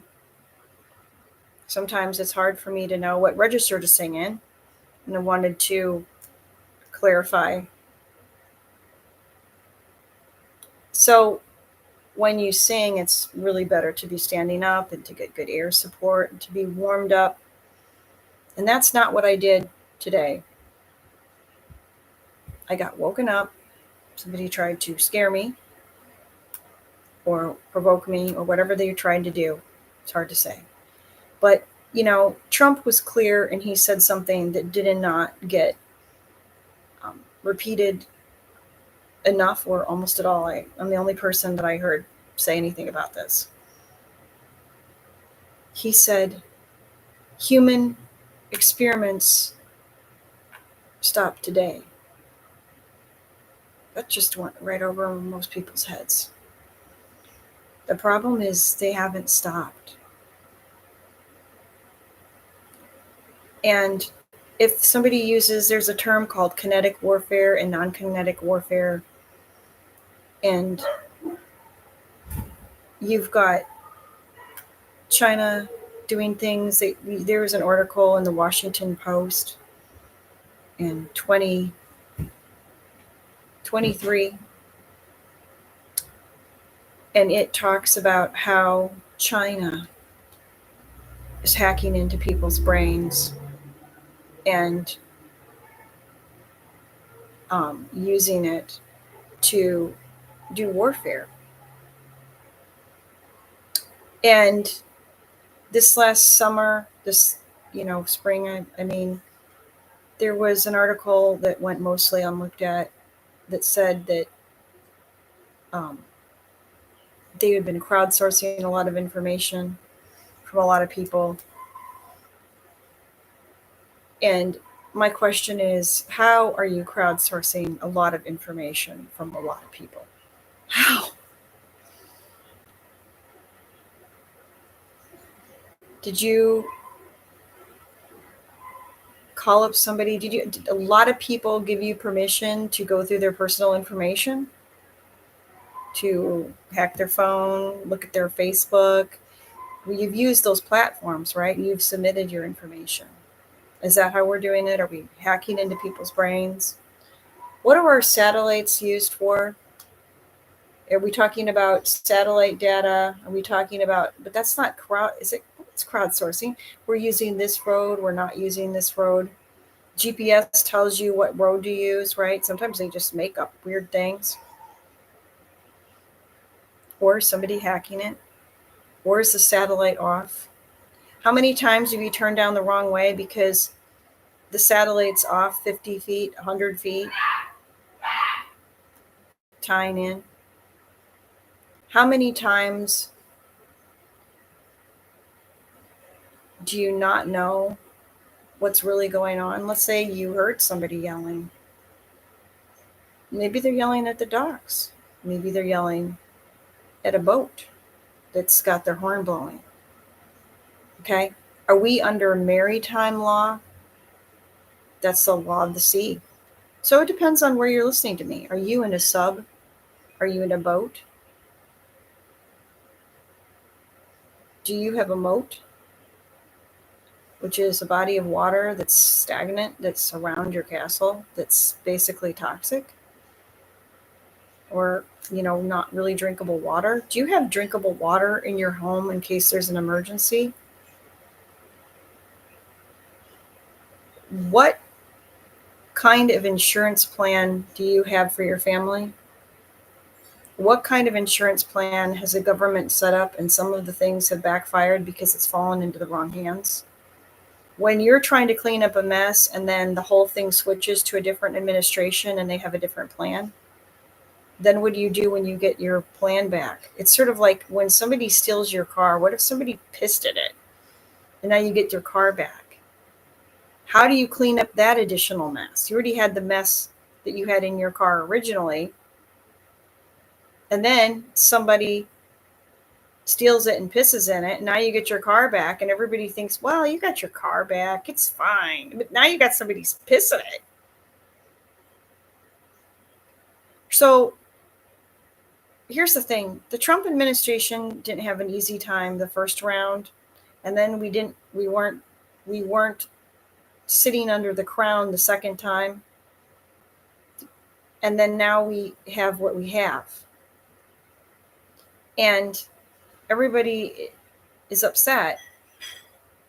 And some people have regret, but we need to repent and to understand why we're doing this. And people do need to apologize to one another. And anyone who's been doing the wrong thing needs to flip the pancake. And not just flip the pancake and say, I regret doing what I did. You need to, make amends. You need to try to give it back. You need to do your best. So you give back the car, you clean out the pee, and maybe you, give them or get them a different car and keep the bad one, right? The problem is when you have a surgery, you still have the scar. Yeshua still had the markings on his hands, right? He still wore the crown that was pressed into his skull. Just because it was wood and not gold, it was the most spectacular crown because of what it did, what it stands for. It means that he died and he didn't argue, and they mocked him and called him the King of the Jews, the King of the Hebrews, or whatever the language was back then. Because that's a translation issue, again. But the concept is there.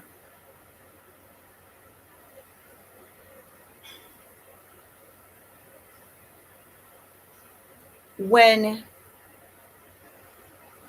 the Lord marked his death in the darkness because there was a full solar eclipse on that day, lunar and solar eclipse. And there was 3 different Hebrew festivals, including Passover, that it fit in with. And they all happen to correlate on that day, and they don't normally, because the real Hebrew calendar goes by the sun and the moon and the stars, the way the Creator created them, not according to the Roman Empire calendar.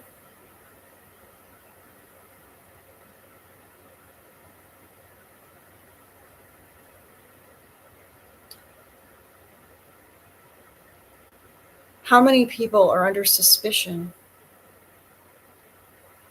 And how many people are innocent? But here's the thing.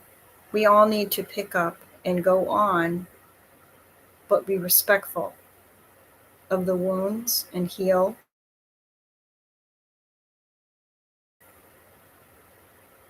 And there do need to be some consequences, and the truth really does need to come out. The people need to understand what it's about. Because you directly or indirectly know or have seen somebody that has been affected by this situation. And if you're watching this video, you have, because I'm here. I had hints of this because somebody I know, I've known multiple people who've been honeypotted by at least one of them I know directly came out of this organization. And they thought they had a girlfriend. They didn't know that was a prostitute. And that girl really didn't fall in love with him. She fell in love with his family and his town or his lifestyle. And she caused a lot of disruption. And she didn't know why she was there.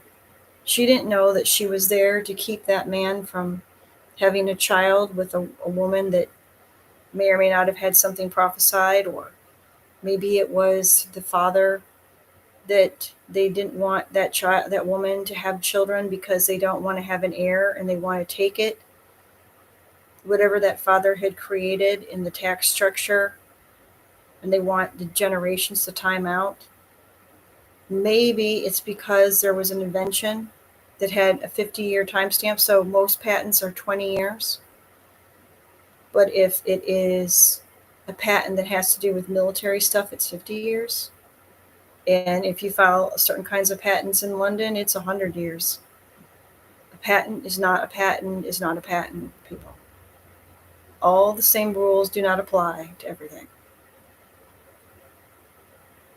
So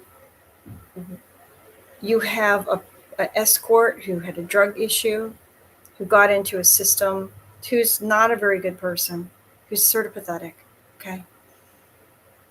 Who ruins a family and gives them regret, okay? Who's old and is lucky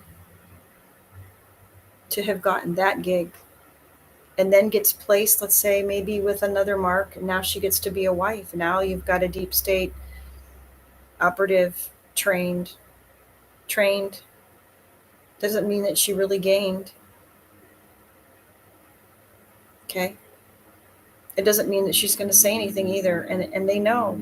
It's not, why is she going to say that? She's not going to want to say that, what was on my resume where I said I'm a PR person, or I'm a coordinator, or I'm a wedding planner, or I'm whatever it is that they said, right? Really means high-end escort. I'm a golf pro, right? Golf pro. Not me. I can't even play golf. So that's a different kind of list. That's a different kind of redactation. There's a lot of people that this affects. There's no way to make this right. There's no way to make what happened right. My dad said it correctly. And it said, he made a pun. He said, just wait till Jesus comes back. And he had a scale. Because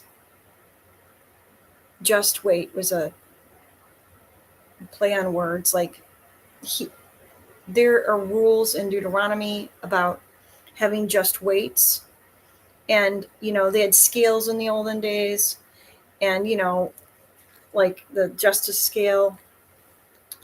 And if the weight was, they had weights, like, this cost this, and if somebody has changed the weight value, if somebody has artificially changed the money value by inflating it, by concealing it, by stealing other people's currencies to help inflate it, by to prop it up in the global market, or if they have infused, like let's say you're in Vietnam and you're in the war and you're killing, right?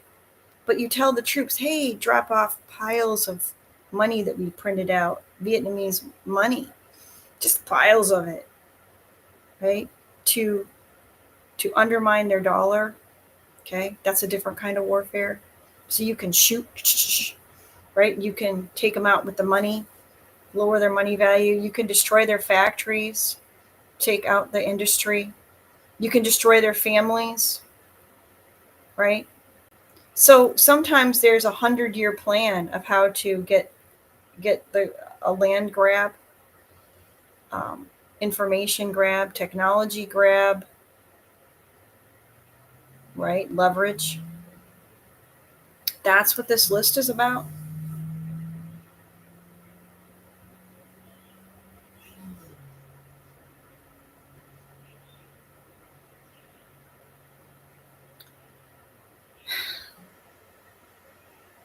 You could do the hokey pokey and you could turn yourself around, but the list will still be there. So we can put on a show and we can pretend to be a clown, or we can be a clown, or we can not be a clown. Okay? We can write a book about the farm. We can read a book about the farm. The book might be about a farm, or it might be about the intelligence agencies, or it might be about both. Or you might use a book about the farm to calm them about their issues that they need to address. Or you might have written a book about the farm and had no idea that you were going to use it as a calm, because that was just basically the best way to use the information you had at hand, and you were trying to make a gift. Okay? So in witchcraft, it's a lot about the intentions, which is why people don't understand witchcraft. And evil energy workers, they don't understand even more. People who manipulate people's body energy, they're healers and they're killers of all kinds. So there is more than one way to change a light bulb, to fix a light, to, if let's say your lamp goes out in your room, you could buy another lamp, you could get a light bulb, right? There's a lot of things you could do. There's a lot of things you could do. But we're sitting in a room with people who no longer can do things, or some people can, but their names have been redacted, and they lost their power cords not working. They need somebody to help plug them back in, because maybe they have no idea what's going on. Maybe they don't know they have the information. Maybe they need the tweezers to get this thing out and they need a new cord. Right? This is not a very big deal, but what is in here could be a huge deal. And if somebody lost their power cord because somebody cut them off from their ability to make money, or see their children, or break their heart, or wreck their constitution in one way or another. We've had our constitution wrecked.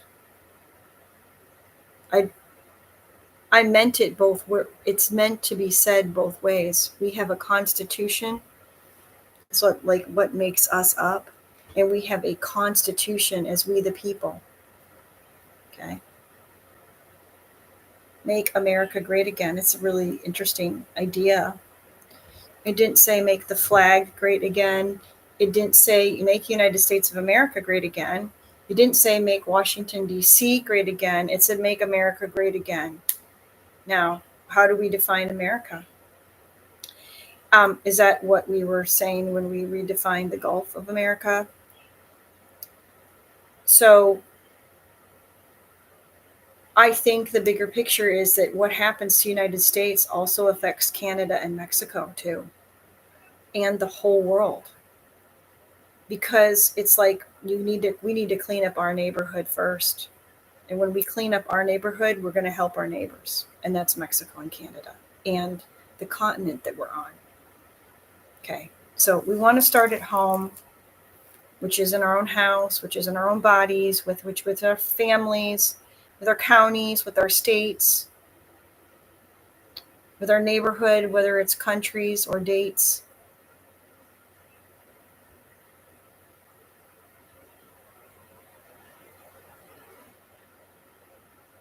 I ask that I get to put in my currencies and my abilities and my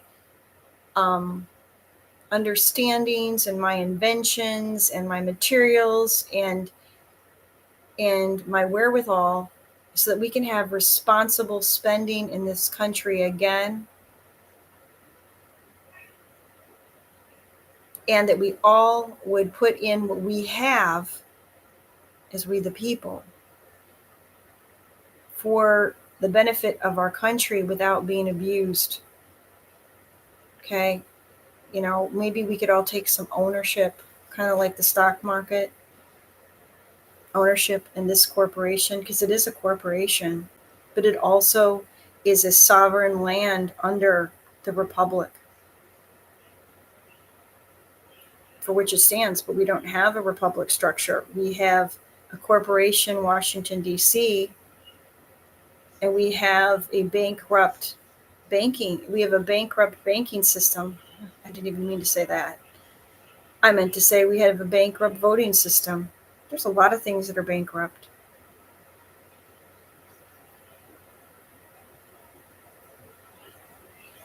I really need to eat or drink something. I've now been up for hours.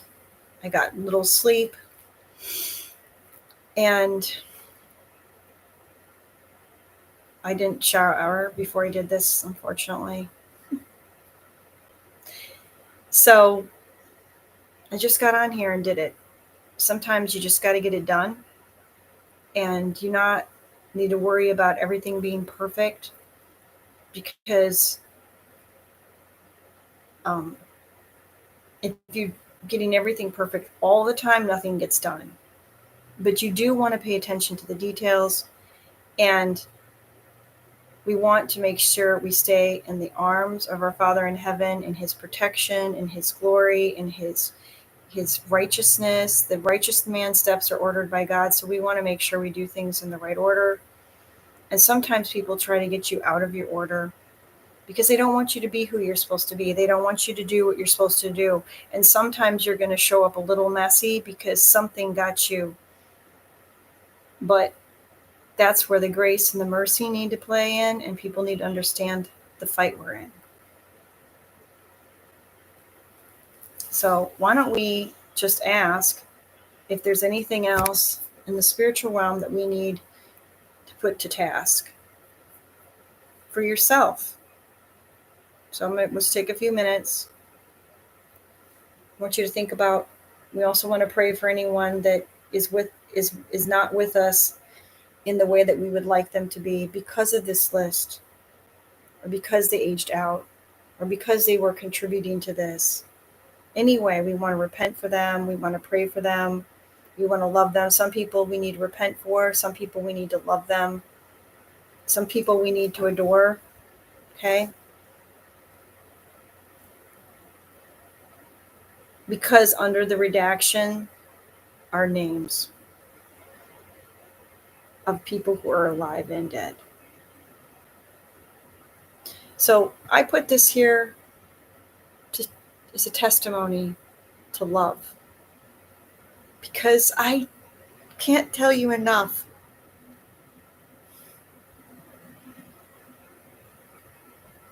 what this means to somebody out there who died in despair, and now they never got to hold their spouse ever. And they just get to see him from the spiritual realm. Maybe they're just looking down on heaven. Maybe there's still a ghost here. Maybe they're trapped. I don't know how everything works. There are ghosts. Yeshua said I'm not a ghost.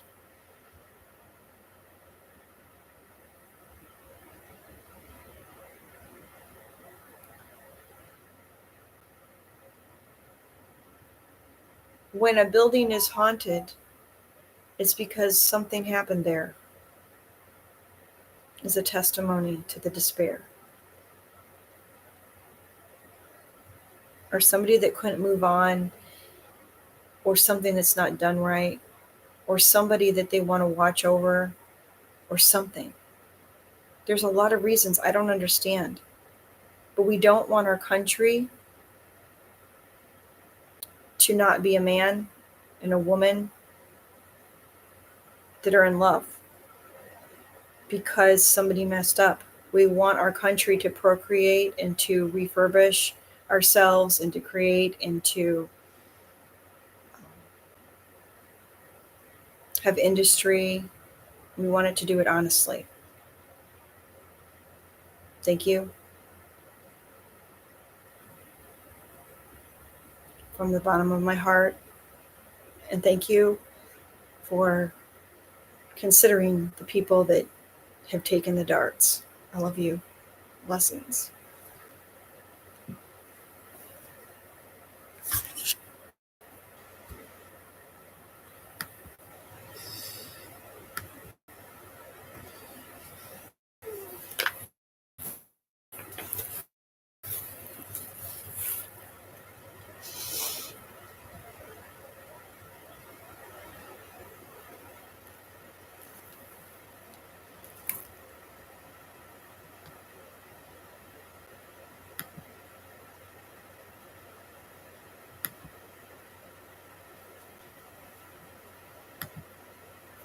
I think I'm still here. I logged out of my other stream. Sometimes you just need to pull the plug. I really probably need to get some love and go to get some sleep. That's what I mean. Crawl in bed with your pillow, read a book, answer your messages, call somebody back that called you. But when you do that, I want you to remember who really loved you. If they're alive or dead, they would want you to know what you said today in your heart while you were listening to me. If it was true, if it was blue, it will never go away. Because in the end, love remains. And that, my friend, is what sustains. Thank you.